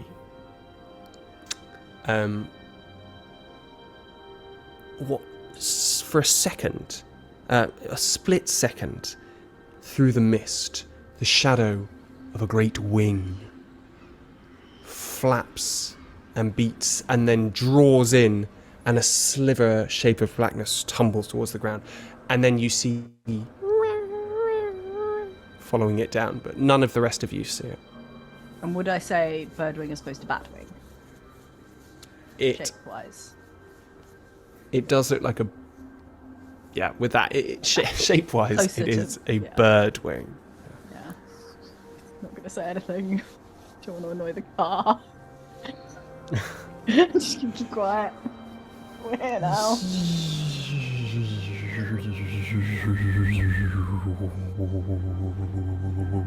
You find yourselves at one of the many entrances to the slabs. These vast constructions hanging in the air off great steel hawsers. You see above them the mighty balloons and zeppelins that provide most of the lift, but underneath you can hear the constant of the booster rockets and jets that line the underside and the sides of these great pieces, hunks of machinery and metal, in and out. So as you look in, you're alongside, so you're on the edge of one of these slabs. underneath it, as you came up, were these jets providing some sort of stability to the structure. You haven't seen what's on the top of it yet, but you look in and you see that it is a lattice, a complicated framework running through the whole slab, and inside just constant activity, things climbing up and down, cars wending their way through different sort of structures and pieces within the slabs, and large kind of chunks of it seem to be closed off as though they were in fact buildings encased within this great structure. And the car pulls up and says, and here we are. Now, is there anywhere I can take you within this these slabs? Do you have any information in your grid about someone called Daedalus Grain? The Master Artificer. Of course, I can take you to her workshop immediately. Oh, that was easier than I thought it would be. Does the workshop have a rating on like some kind of system? You know, is it Trustpilot? Is that? Yeah.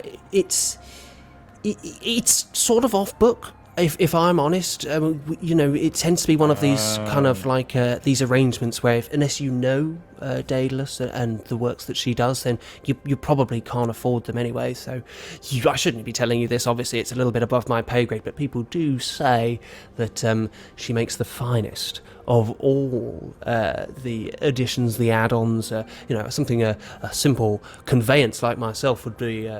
Long to achieve, really, in its lifetime, but not what we can really ever hope to get close. And you're moving slowly. What do you want to achieve in your lifetime, Volvo?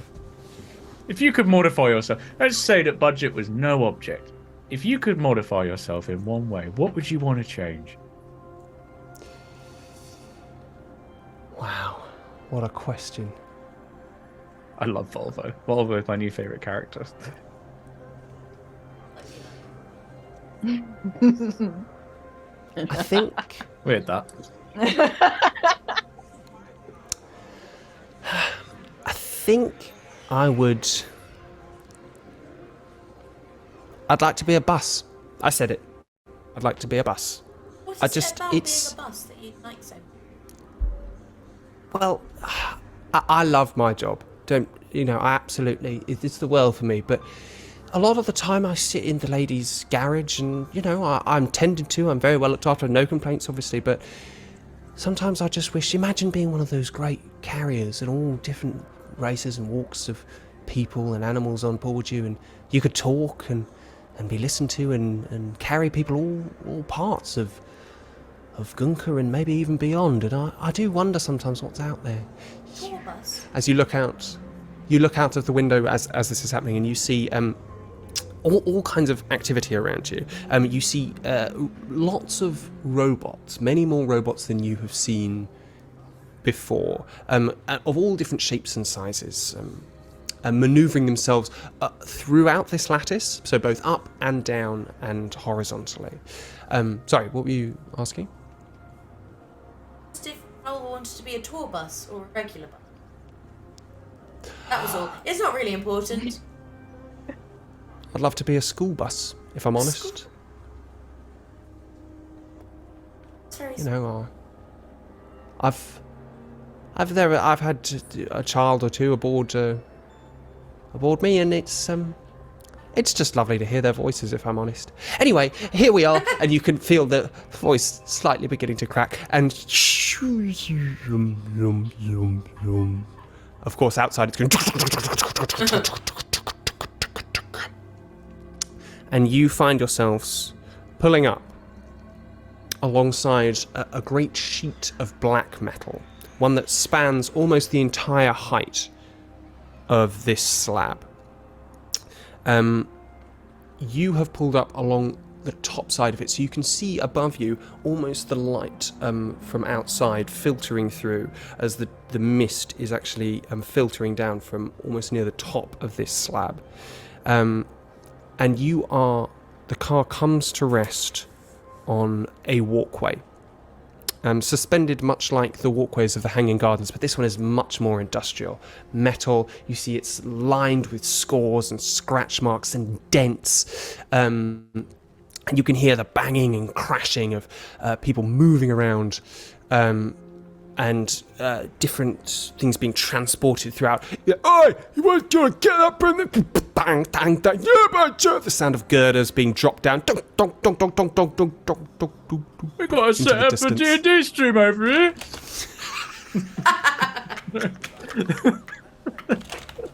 Oh, these Foresight communicators, they do it every week. Oh, tell me about it, mate. Oh, I got a set up for Critical Role. Which one would you rather? Yeah, I know, right? And so you stand on this platform, and in front of you, you see a nondescript, fairly grubby, pockmarked door. And at that point, we're going to take a quick break, and we'll be back in a couple of minutes. Don't go anywhere, and don't. I am your father. Do not go anywhere. Yeah, Daddy Ali says so. So No. you have to stay now. Daddy say stay. Welcome back. Oh wait, I'm not allowed to say that. That's not what we say. We say It's alright, I cut it all out. Where were Anyway. we do say that. That's what he Cut says it out. first time. He doesn't do this. Never bit. happened. That doesn't. Just do it. No one You saw found anything. yourselves in the thick of a vast floating slab, a huge network of workshops and machines, the great clunking and clattering of industry around you, people shouting and screaming and talking about putting on D&D shows and such like. The great roar of engines, and you have been left by the car, dropped off in front of a great sheet of black, sort of shiny black metal, it seems like, which seems to be all one building. And you are very near the top of it, and you've been left on a walkway, scarred and pitted for so long with all the kind of machines that have gone past here. And in front of you is a nondescript door. Your greatest weakness. Is there, And is there a doorbell? there is an intercom. Is there a button on the intercom? Go up and do this.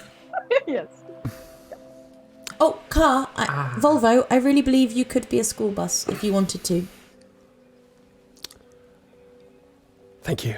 That means a lot to me, actually. Thank you. Welcome. And the door closes slowly, and almost for a second you feel like it might be just waiting and watching you, and then it goes into the distance. Yes, you press the buzzer. Who's pressing the buzzer? I'll press I it. will press. Oh. Okay, you press that. No, you press that. Yeah, hello?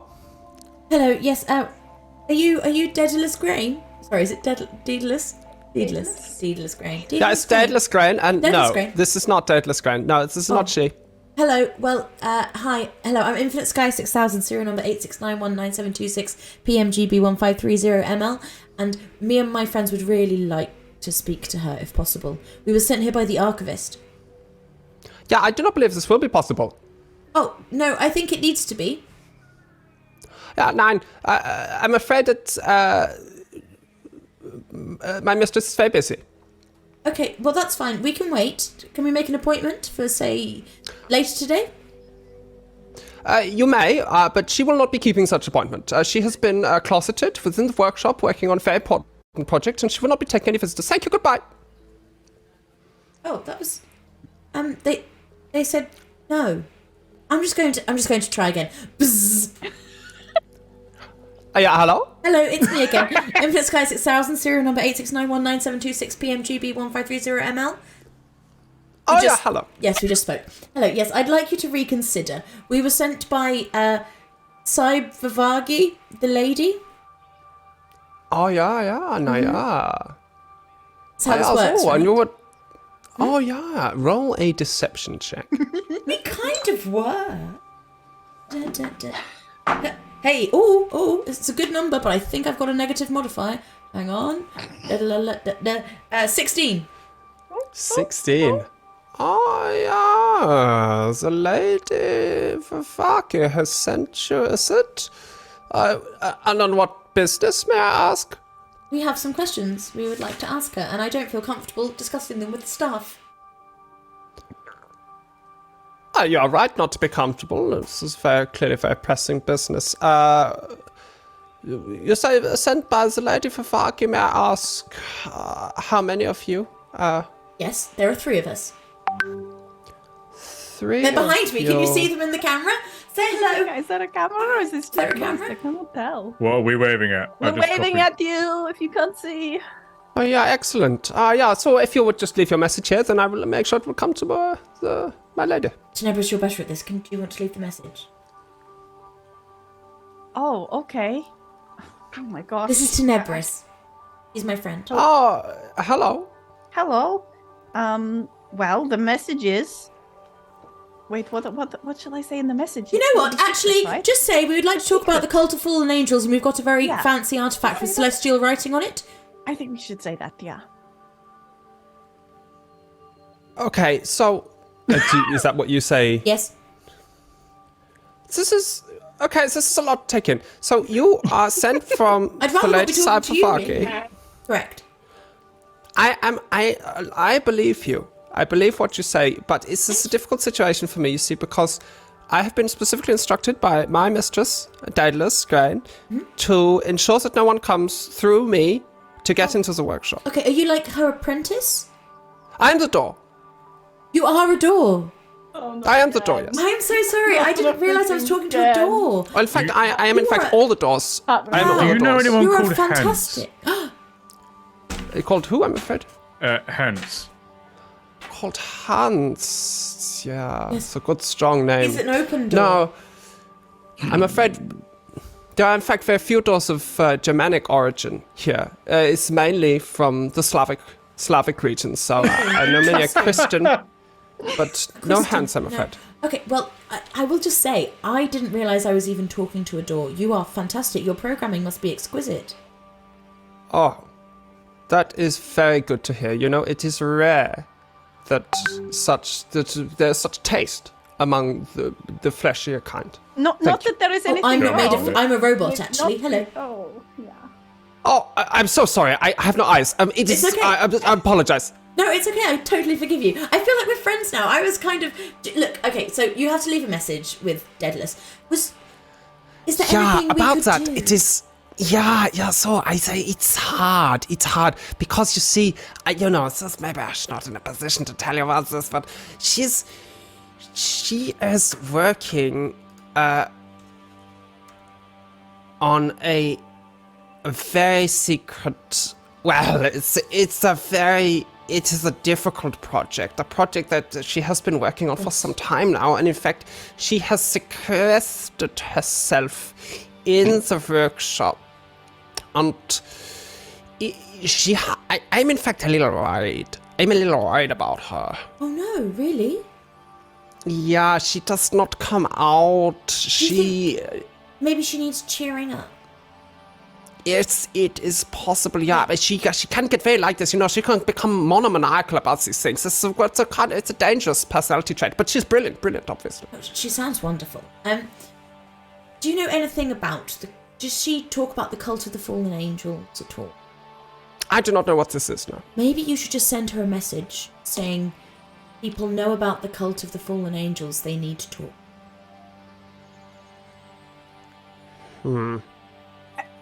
Just a quick question. I might be getting this wrong, but I thought we had to ask someone down below about the cult, and we weren't asking David about the cult. And That's correct. You're That is asking correct. her about Infinity the... knew that. Yeah, wrong. Infinity wrong got her notes mixed up. Red, yeah. Sorry, when I said cult of fallen angels, I actually meant we have this artifact that has celestial writing on. Now, I can't... Actually, I tell you what, Tenebris, can I have Just a to be second? clear, it's not the artifact. It is the slivers Oh, it's the and slivers. the antenna drill, which had I'm the sorry. monogram Yeah. of Daedalus Grain on it. Yeah. And that's what you're investigating. Oh, Yeah, Emily's he wants back to in the know game. why, Okay. who Yeah. it's... We have Rewind. reason to believe that objects created by Daedalus Grain have been used in a potential crime. Is that the direction we want to go in with this? It seemed pretty criminal to me, not that I know what they I Does will- the door or need what to they know are. that? I think the door I deserves to think know that. Daedalus would want to know I- that, right? Are you Are you just informing the door of this, or are you asking for something from the door with this my intimidating? Oh, it's not supposed to be intimidating. I just thought that, like, if you want to get, like, an inventor to, like, listen to you, that's what they care about. They don't care about the Cult of the Fallen Angels because she doesn't know about that. Well, you say that. I think I might stick with my. Subcontracted. I think I might stick with the. They know people who know about the Fallen Angels. They want to speak to you. Well, the alternative is we think your mistress has fallen in with the wrong sort. If you're worried about her, we're worried about her. Perhaps we could talk to her about it. Say that, because Uriel's had that thought. I have said the crime. Yeah, but no, Simon had that thought. I don't think Uriel has the capacity for Then that. don't thought. say it. I would like. So Tenebris is suggesting that Daedalus Grade may be involved in some sort of crime, and Infinity's name drops. Uri- Cult of the Fall. and Uriel is suggesting that they help. Make a group persuasion check. Yeah. There you go. I'd like to not be a part. This is persuasive. Oh.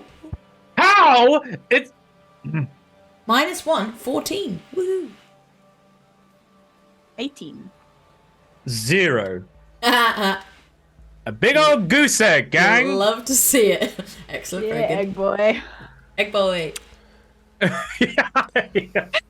All of my dice rolls from henceforth are just eggs.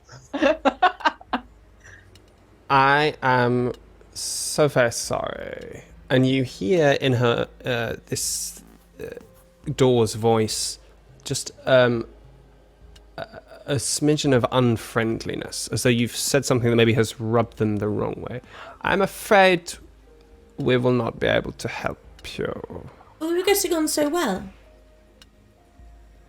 Are there any other visible entrances to this building? Roll an investigation check. We annoyed the nice door. 9. And it's a roll of 9. I'm not saying no. A roll of 9.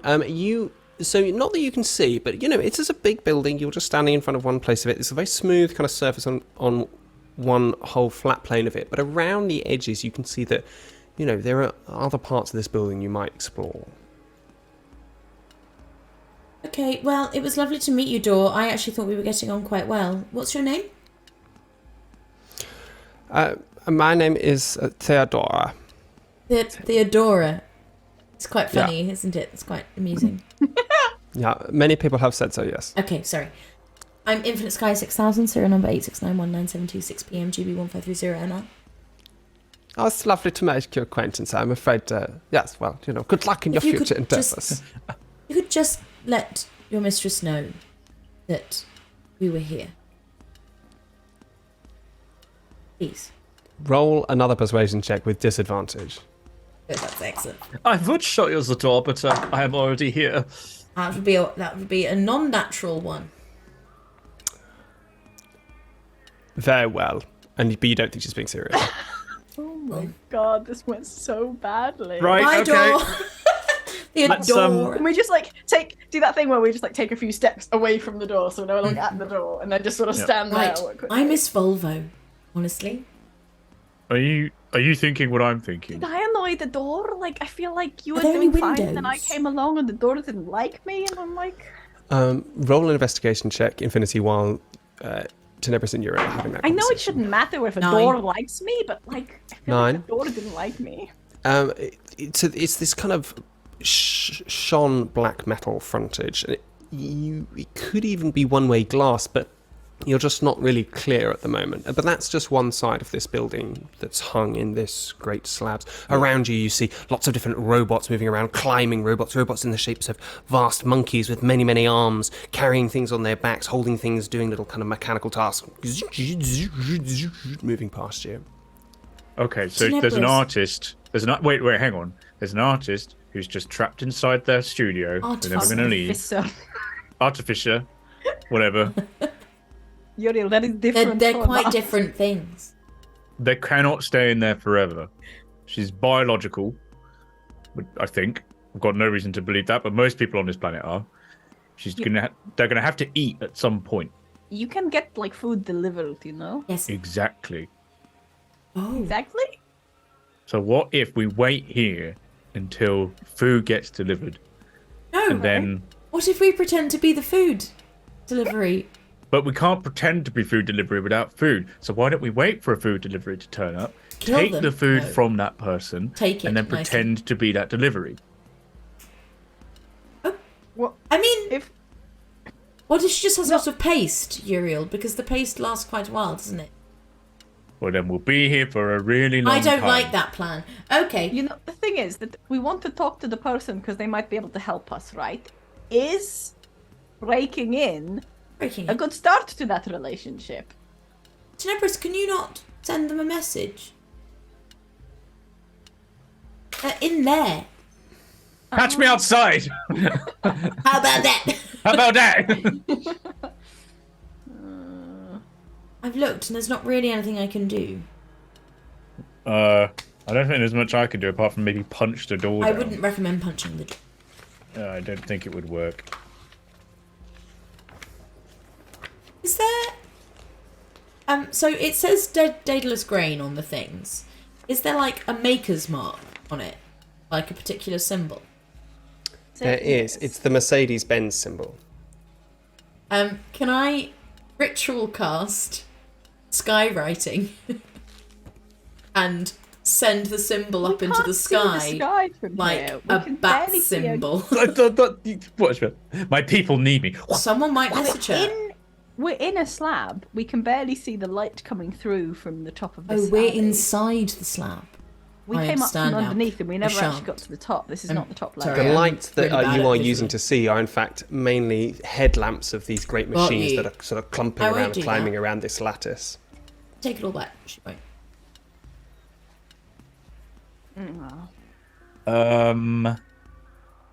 Can we? Right. Okay. At the moment, we're dealing with an incomplete data set. Why don't we have a look around the rest of the facade of the Right. building, and then we'll see what we're up against here. Maybe Might there's be a ni- back entrance, nice and that back door might. Yeah. Well, I mean, to be fair, Theodora Theodora did did- say she was all said the she doors. was all the doors. Yeah. Okay, well, we can try. Let's have a look. Okay. Go for a walk around the building. Is there anyone? Is there anyone walking by or set up nearby that looks like they might be local? Yeah, so as you start walking around these walkways, there's kind of ladders that you have to traverse, and it's sort of higgledy-piggledy, all these different kind of hanging pathways. And but you do pass a number of street vendors selling fried bits of various things. You can see a Gablorkian toenails, obviously delicious, a delicacy around here. You can see what seems like chestnuts, but are being sold as some sort of testicular byproduct. There's all sorts of stuff being hawked around. Go here, come, Jim Jam eggs, get your long floss. Hello, could I buy some toenails, please? Absolutely. I don't see the likes of you often very much. And here, please come in, come in. Yes, of course. Highborn and my little stand buying toenails. That'll be 5 toenails. Will get you a mere 13 copper. For you, 10. Oh, thank you. Could I get 10 toenails? 10 toenails, a mere 20 copper. You're testing me today, I can see it. And do you know, like, does Daedalus Grain ever come and buy toenails from here? Daedalus Grain. I shouldn't be She telling can you this. get- She's a very valued customer. She likes the toenail. She does. He likes the toenails? Okay, they must be pretty good toenails. Like, Anyone who lives in any area near a celebrity going, oh yeah, they're in here all the time. They love it. Signed a Tom poster Hanks in the back. fucking loves his toenails. He does. how would you get to meet her though? Like, if you really wanted to meet her, like, does she ever come Read. out? Oh no, Oh, just she shiver. come out. Well, she used to a lot more. She used to be a one walk amongst us, the lonely plebs, you know what I mean? But now, recently, it's all been a very different story. Some sort of high and mighty project she's been working on. Very, very secretive, kept in there. I don't like the looks of it myself, but Maybe we just... could like sneak in somehow to get her autograph or something. Like, is there like a hatch, a secret hatch?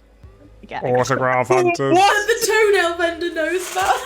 The autograph hatch. I guess it probably wouldn't be very secret if you knew about the hatch, would it? Like, okay, I realize. I spotted you a mile away. Loves the toenails. Looking for Daedalus. Great, of course. They're autograph hunters. Lovely to meet you all. He reached out and offers their hand. Yeah, you shake it. Infinity Goose to grab your hand. Yes, hello.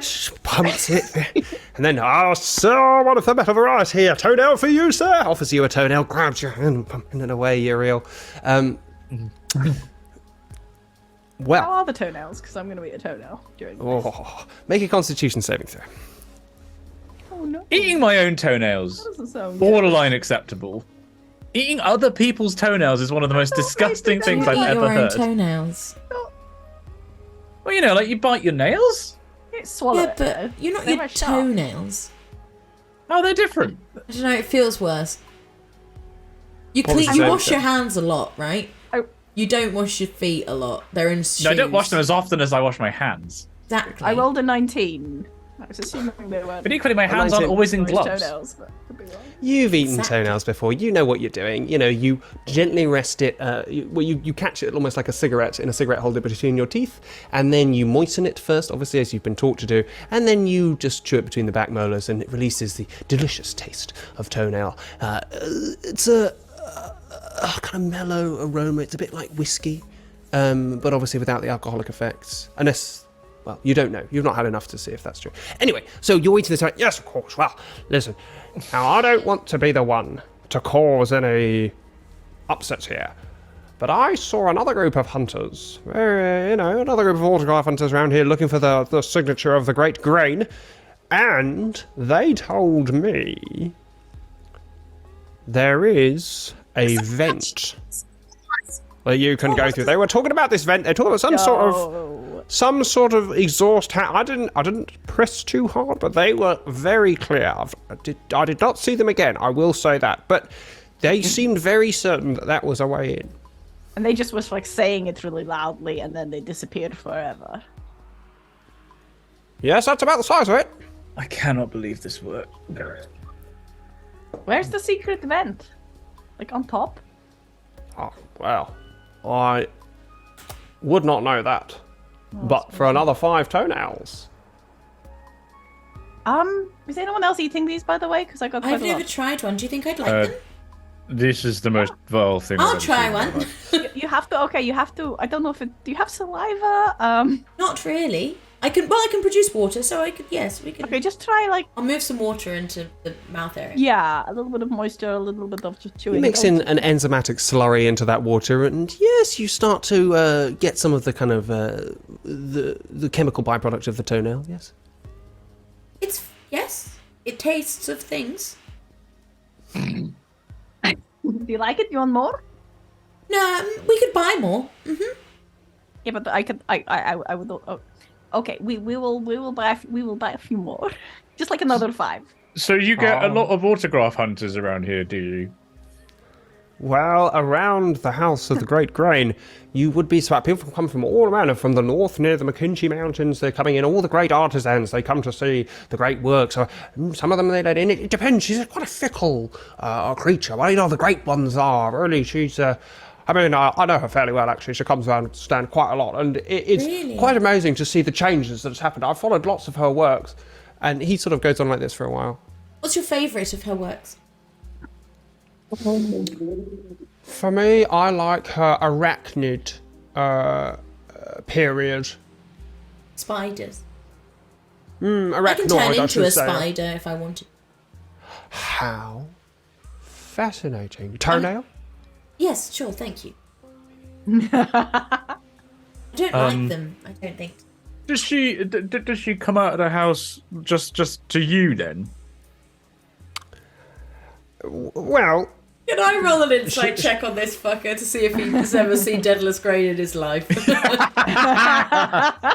roll an insight check. Natural 20 for a 25.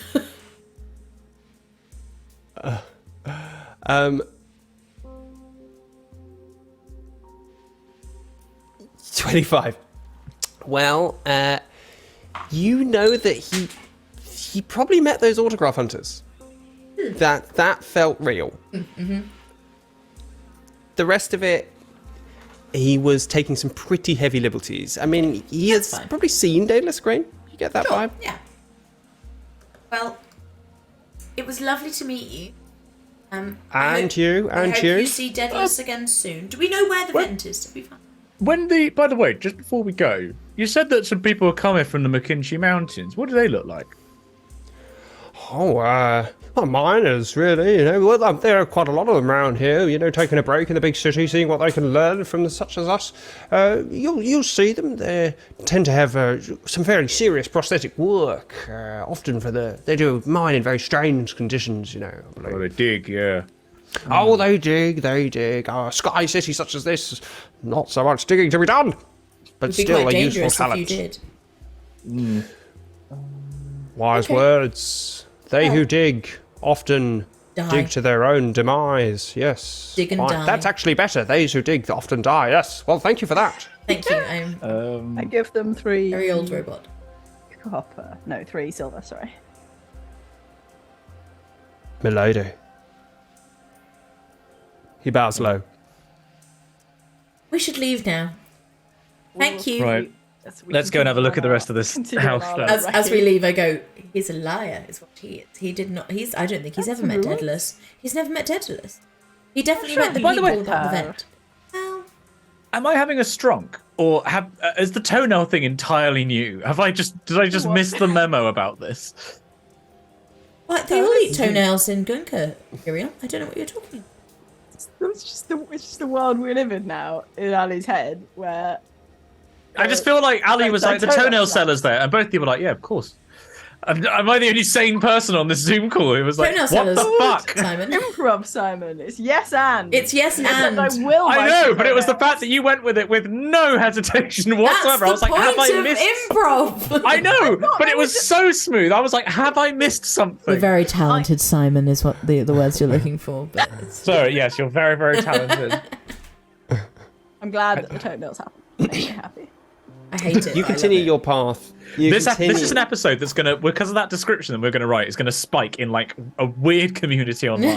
People will be like, finally, D&D content about D&D toenail. It'd be amazing if those are our people. Do you know the toenail is an acronym in physics, by the way? Letenian. Something eon. It's to do with string theory. String theory is a toenail. Theory of everything not accessible in laboratories. Oh, I see. Sorry. That was That's a great one of my favourite chat acronyms. of opportunity.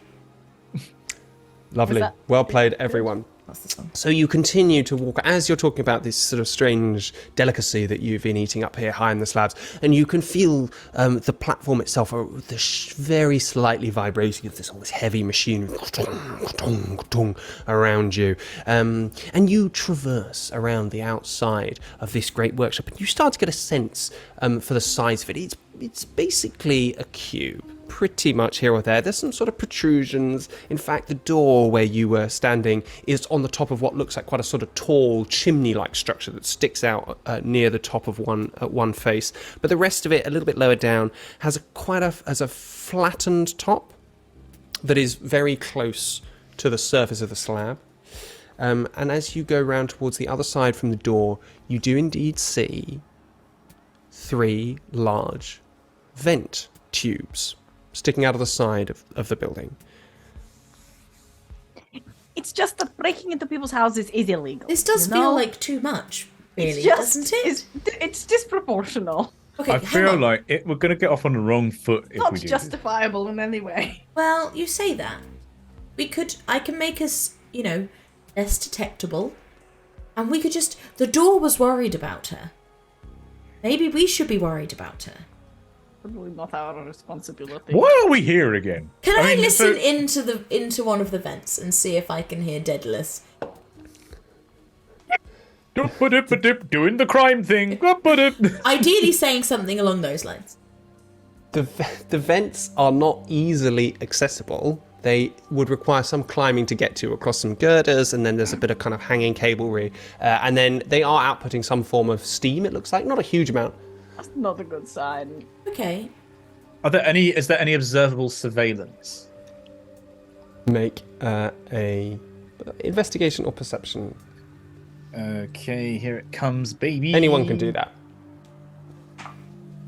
Let's go for perception. Fuck's For the sake. love of God. 11. 8. No, doesn't seem to be. I see Alright. nothing. Here's my pitch. I turn into a bird. Fly up there. I can do this now. Unturn into a bird. Listen into the vents. Is that too ridiculous? You're not going to hear anything. There are just these huge vents out of this huge building. We could just go in. Coming out of them. Just go in. Right. And when we do go in and we talk to her, what are we trying to get out of this? Is this one of the things that we've forgotten? I know that we got these things. We have and these things, and We think that she made them, and we want to know why she made them and who she why made and for who, But who she made them for, so we can find out who. and what do they do? Because I have no clue what these things are or where we got them. I probably don't need to remember that. We do think we could ask her. She would be good at Yes, telling us that because she made them. Exactly. What if? Oh, how big are the vents? The vents are 6 feet wide. They are Oh, wow. 6 feet in diameter, but they're circular. So anyone could walk. A human size could walk through them. In theory. Maybe you have to crouch a bit. I mean, from the size, yeah. I could. Okay. This might be insane, everyone. I could turn into a bird and just fly into the vents and just go in and listen as a bird, and then come back. Would the steam cook you? Might be really hot. What are you listening for? She's not going to just talk to herself. She's Well, I working. could go see. I could go look. You can't look. What if there's a? And then you're like a mixed up bird. Well, then I'll not fly into it. I have a suggestion. Instead of a bird, something that might fit through the things, like through the grill, go down the thing, Huh? really small and flat.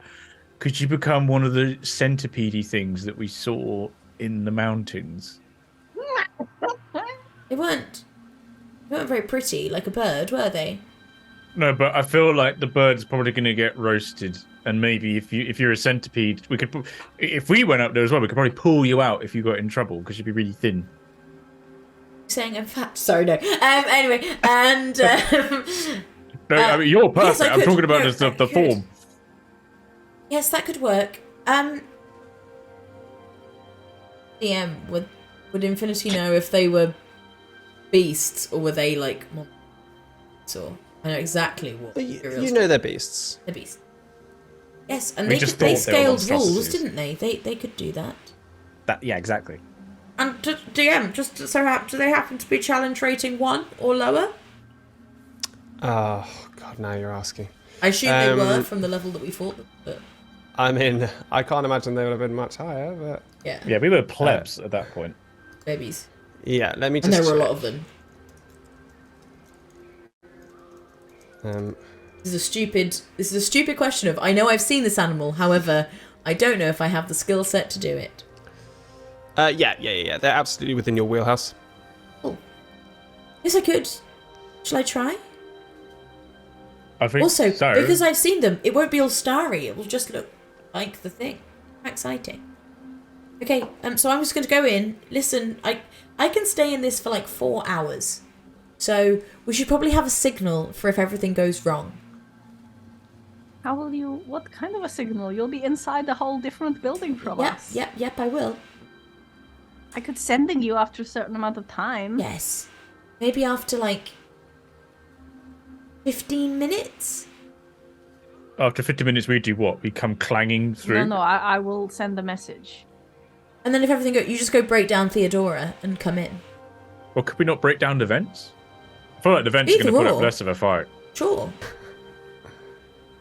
Okay, the DM just laughed, which makes me nervous. I think maybe we go and look at Theodora. I'm just going to Anyway, go. look, this is probably fine. Yeah, you go, and I'm going to sending you in 15 minutes. Okay, I think I can reply. Yeah, Because you I can keep reply. my mind when I'm in wild shape. Oh, yeah. But I can't talk, so actually I don't know if I can. What's the wording on that thing that you do, Tenebris? What does it Really say? good question. Do I have to be able to talk? It's a really good question. I don't think you do. Check the rules. Check the rules. It says you send a short message. It doesn't say Ali that I have to be Jennings, able to rule talk. lawyer. Can you Objection! reply This is to a sending? Can answer in like manner immediately. Can answer in a like manner. And So all yes, manner it is can just you answer. send. So I can Yeah. answer. Okay, great. Okay, Oh, I perfect. see what you mean. Is in like, is it the speech or is it the? Yeah. No, you said it. You're hearing it in your mind. If you've got the mind of a person, you can understand it and respond with your mind. So that's fine. Okay. Okay, great. Thank you.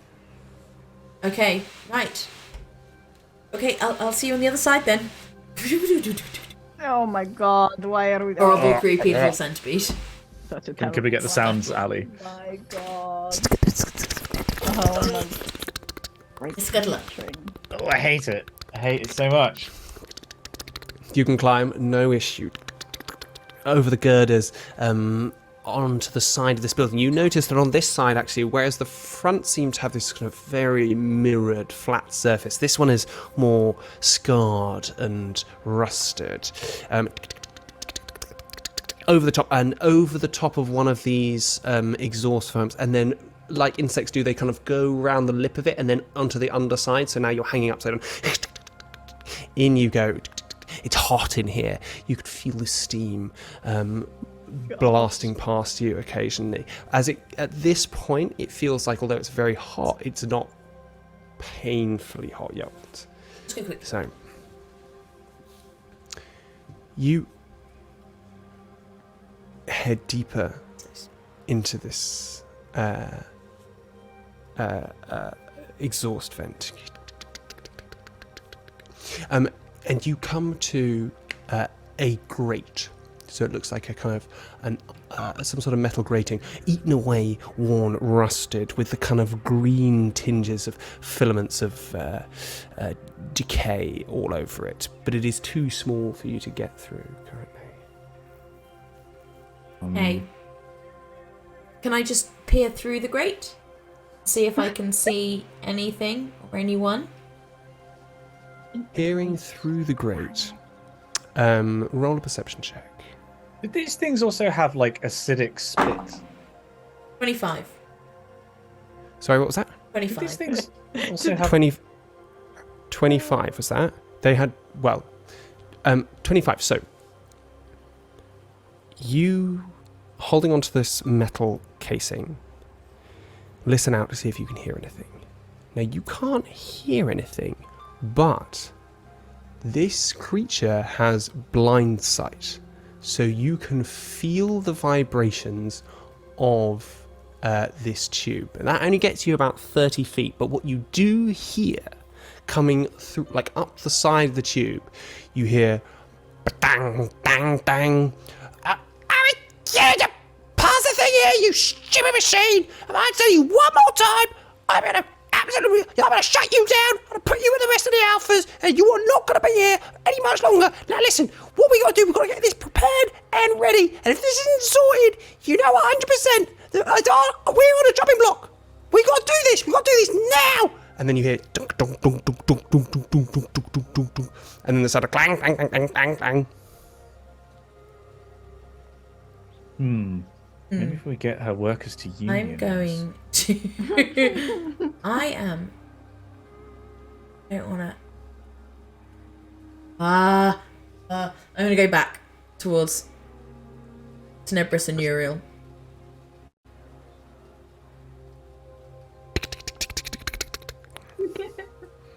And I'm not going to fall out of wild shape. I'm just going to look at them. What is it, Skip? And then, like, from the top of... So I'm up top on the vent. Peer over, sort of be like... There's a centipede. And then turn back round. Oh, we have to go up there. I guess so. Do you want a leg up? Yeah. Can I just like see a time when like not many people are looking, or like can I work out how to get up there subtly? Give me 1 second, sorry.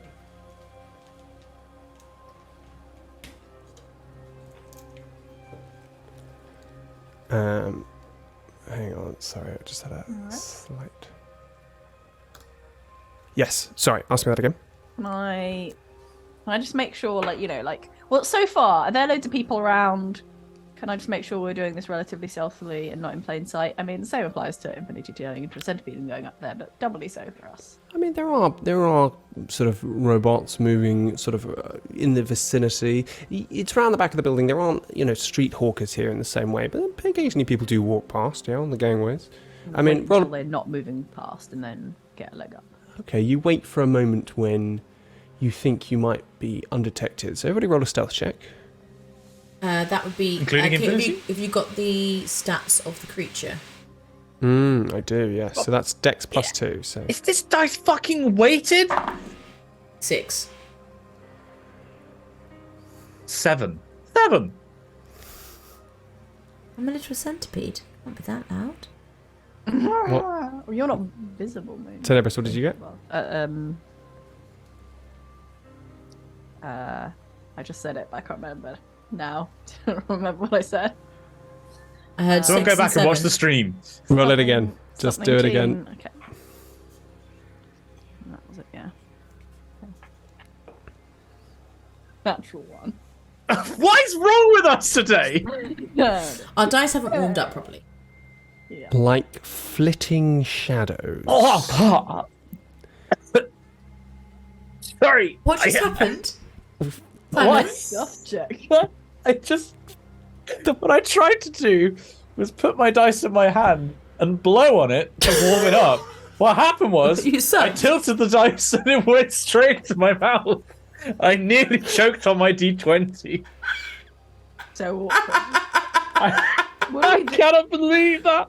Jesus, if we'd had to watch that live, that would have been awful. We need to make sure we all have the mobile numbers of everyone's partners or people who live nearby. Neighbours, I'll take anything. I don't have any of my Yeah. neighbours. I just showed you this. I didn't realise this. Pixel Wife, your husband's choking on a dice. There's no time to explain. I don't want to not be able to do anything. Right, number exchange. There's no time to explain, but I've literally just explained it all in that sentence. No, because she'd be like, "What? Why?" And we're like, Didn't you hear me when I said? Yeah, so like flitting shadows, you make your onto the boom boom, and you're all pretty sure you've moved stealthily and undetected Yeah, fucking stealth. into the pipes. You look in, steam washes past you. You see in front of you a grate, mangled, out of shape, but still quite tight. You couldn't fit through it as it is. The great. Oh. Oh, right. Okay, can I just try and bash the grate? This is such a bad idea. Can I Yes, just try and bash the grate? Wait. Fucking kick the grate. before you do that, this is very, very much bending what Euro. So we previously said that Euro can manipulate plasma as his laying on her hands. Would it be possible to sort of arc a tiny bit between two fingers and try and cut through the grate? Without spending any key points. I could spend. I'm happy to spend a key You have point lay on it. on hands. Not laying. Was it burning hands? What's the one? Oh, burning hands, hands. Yeah, Burning burning hands. hands. That's what we said before. It was plasma that's being Yeah, controlled. absolutely. Okay, well, yeah, no, if you want to use a burning hands to try and rip your way through it, absolutely, go ahead. Kicking it. I believe. Well, let me just Melt double it. check. Are you trying to do it stealthily? Yeah, stealthily. Yeah. It's not going to be Right. stealthy. Okay. Okay. Are you having this conversation near infinity? I could kick it, but it won't be stealthy. Well, I could probably, Right. arc Out of through wild it. shape. I have heat metal, so I can I'll put my hand on it and just hold onto the grate and just heat it up so it just sort of I can bend. That is clever. Molten metal slides down your fingers, and you basically trace a It actually doorway. doesn't have to be touched, so I'll stand a little bit back and sort of... The molten metal slides down the grate itself, and you trace a doorway with your hand, and How does that work It's kind of scientifically, hoping. Bates? How did you melt the metal? I just heated it up a lot. I didn't Right, say it that's was science. melted. That was the DM that extrapolated. You said it was hot and Said bent out of the shape. and I Which could was a very quiet it. sounding plan that didn't involve anything. oh, I see. Oh, I'm so sorry. No, so What's the plan? I don't think I can melt it. I don't think it gets that hot. I think I part of it. don't think you eat metal. Because in this D&D, metal- you often use a spell to heat up someone's armor they're wearing. And make So- them and then it burns burn them or them. make them. Ah. Very well. But it doesn't you heat it up, strip them. and you see the metal of the grate begin to sag a little bit. And you can see that it's been worn away to such an extent that there's not much holding it on at all now. Very But we carefully. still think it's a good idea to break. Okay, yeah, sure. I think it's a bit late to worry about this now. Yeah, yeah. You pull it. Yep, I'll help. You pull it out, and it.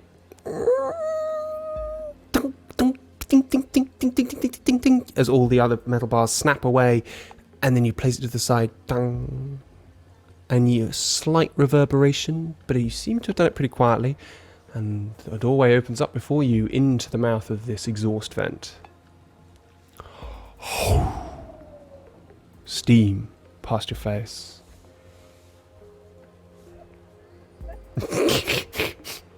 It's canon. Infinity does have wipers, doesn't she? Yes, she does. I totally forgot about that. You could also have those little wires that you have on the back windscreen as well, like The- that heat Oh up. yeah. The temperature. And I want to believe that she has tear ducts to like help clean them, and then like to wipe clean. Yeah, when she cries, it's just. You know when Sorry, when your the angle's car's wrong, like I've just got the water thing that goes on the windscreen just goes at the wrong angle and it just shoots Yeah. off. It's like that occasionally, just like pew pew. Like that. What's the name of that lizard that can do that? Oh, that the shoots one blood with out blood. the It's the eyes. eye Yes. blood lizard. Yeah. Oh, I can't remember what one it is, but freaking cool. Hang on, the video on it. Blood lizard. It's the horned lizard. Yes, of course it is. I was Terrifying. thinking horny lizard, and I decided not to say it. So I thought that wouldn't go down. Oh, it's just metal as hell. It's like looking at all the pictures. It is just Hang on, so I can rad. find a video of it really quickly. Yeah, I know what it is. Before you do that, what would you like to do with this doorway open? Oh yeah, sorry. We're going Go in. through it No, we're going in. sneakily. You sneak in. Dong, dong. You hear as you go further in, very muffled.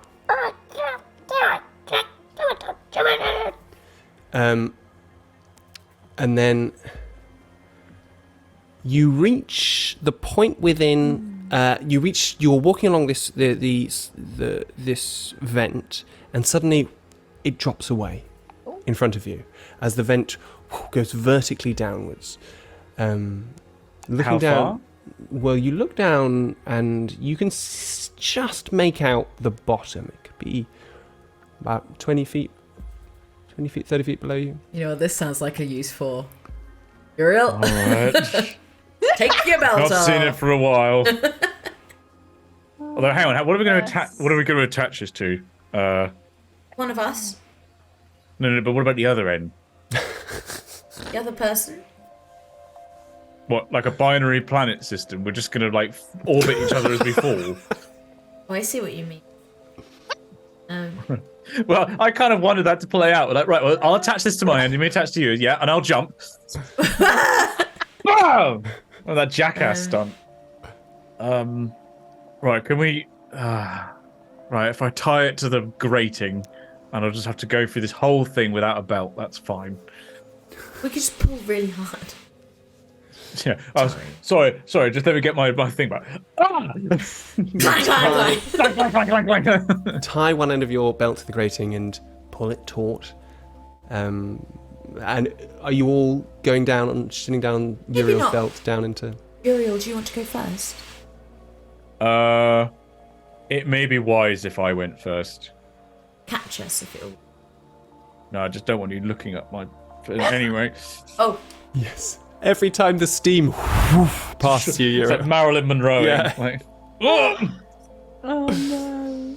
So Uriel, you descend the rope. Without too much issue, you make your way down. Down here, the steam is hot now. There's large amounts of it. Roll a. This is going to play no, havoc with my don't. joints. As one gout of steam past you, you take 4 points of fire damage. Just as this burning steam whooshes past you. But you are now stood at the bottom of this vent, and you can see as you look along the vertical axis, you can see light from some sort of high intensity halogen lighting, industrial lighting, coming out of the other end behind a fan, which is blowing this steam down. And nothing in the other direction? No, so you've come down vertical, and then it's a sort of straight corner that leads you. Right. Can I go up to the fan? I mean, are we talking? Is this like a wind tunnel, or is this? So let me be clear. So the fan is at one end, but the light is shining down. So the light is shining down through what seems to be maybe a hole or something in the top of this vent. Oh, right. Which is sort of a different sort of entryway to it. It seems. Okay. So my options are go up through hole or go through fan. Yes. Okay. Can I see anything through the hole other than light? So going up and looking, you look up and you can see that it is, in fact, it seems to be some sort of access tunnel to this, like an access chute. It's thin, but you can just about get through it, or you think you might be able to. And looking up, you see far above you, so meters, like 50 meters above you, very bright strip lighting along what looks to be a massive ceiling. That's all you can hear. And you can hear now, much more clearly, the sound of movement. So, machines rolling and moving, and also... Are the others following me? I was going to say yes, I'll follow. Tenebris, you go first. Looks really hot. Like it looked like he got burnt. We have to keep going, don't we? Why? Why do we? I don't know. I've just decided that we do. Oh shit. So Like, Are we pain coming back? symbol. I don't like pain. you all... Do you want to stay here? I'm in right now. Sorry, Alex. What are you coming? I'm dawdling at the top. Infinity, you make your way down. A super hot blast of steam hits you in the face as you hit the floor, and you take another 4 points of fire damage. Tenebris. Is it hot? Yes, but if you want to stay there, you can. I know, this is a terrible place to... Okay, oh my god. Okay, what if... Yes, the leather jacket probably isn't a good idea. Really? Well, it'll get quite hot, I think. Hide myself in... Okay, yes, no, protect the face. I like it. Yes, okay. The steam can't get to my face. Brilliant. Yes, great for podcast listeners. So you're coming down, are you? A mysterious leather-clad shape? Yeah, sure. You shin down the rope, God. Tenebris. As you touch the metal, you feel another blast of this air. You take 3 points of fire damage. And at this point, you hear, as your weight, Tenebris, touches the metal plate on which you're standing, everybody make a dexterity saving throw. Oh, Oh, Euro's got to think about that, right? Right? no. Natural 1. Ah, Oh, come on. Ding. 12. Dex saving, that's 22. Enough to save everyone. The floor falls away beneath you, no. Infinity, and you, Tenebris, and you fall another 10 feet. Bang!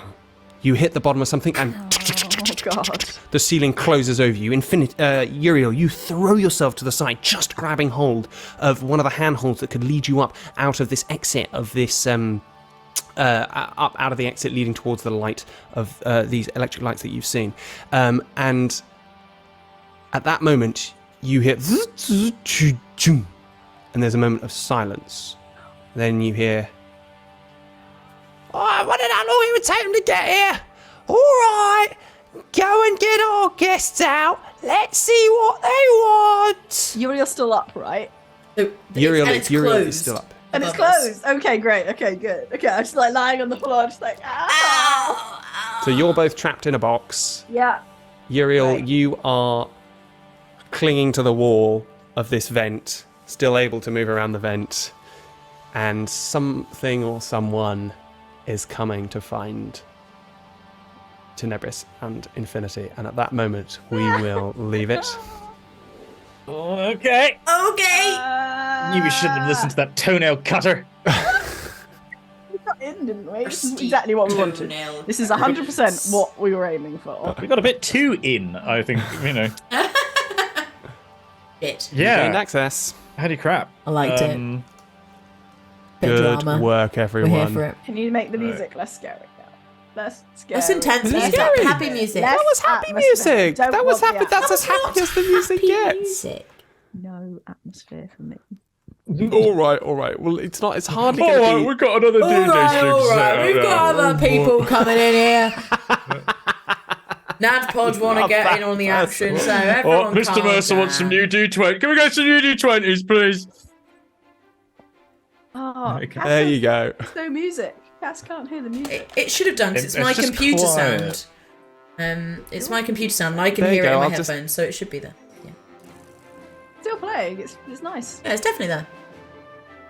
It's definitely going through on Twitch. I can see it. I can give you that music if you want. If it'll make the adventure more acceptable, I will give It'll you that. be- it'll I be thought it there. was calming, relaxing adventure I liked music. it. I feel like if nothing else bizarre. today, we have certainly expanded the lore of this world. Toenails. Like, we've definitely added some RPGeeks deep lore. Some deep. I mean, Toenails and cars that want to be school buses. Oh, Yep. Volvo. Eggs. Eggs. Um, Eggs. And Eggs, swallow eggs, raw eggs. eggs. one of those things. That was a good one, I think. Good job. It's probably time to wrap up, Shamini. Yes, thank you so much, everyone, for joining us. What?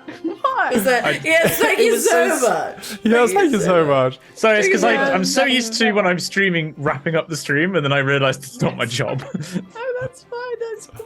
It's all good. It's all good. I gotta tell you before we wrap up the stream. I gotta tell you all the things that you gotta do, peoples. You Go gotta for it. follow us. Subscribe. Yeah, I was gonna say Subscribe, yes. Like, comment, subscribe. How does Twitch work? Come to our Twitch. Our Follow. Twitch is very new and exciting. Subscribe. If you're listening to this afterwards, come to our Twitch. We're twitch.tv/RPGeeks. D&D. And actually, to be honest, even if you never want to watch us live and you never go on Twitch, if you've got Amazon Prime, you get a free sub. You do. Yeah, Right? those Bezos bucks. Take money out of Of Jeff's Bezos pocket and put it in bucks? ours. It's your money. You've already Literally. paid him for it. Yeah. Just give it to us. And when we get money from it, right? Is that Yeah. true? Yeah. Yep. It's the same as any other subscription. So you can help us keep going and support what we're doing, which would be lovely. But in general, just follow us on all the social medias. Hello to people watching us on youtube.com/RPGeeksDnD. Oh. You're awesome. Make sure you're following and subscribing there. Just drop us some comments if you like. If you're listening on the podcast, hi. Hi. I'm glad that you googled RP Geeks Dungeons and Dragons and Science podcast and found our podcast. On all you're good Why did I wave? podcasting She's talking to the platforms. podcast listeners. I wave too. Wow. We're waving for you, podcast. We still care Yeah, about we you. have multiple I'm degrees just between us. my arms are enthusiastic about our podcast listeners.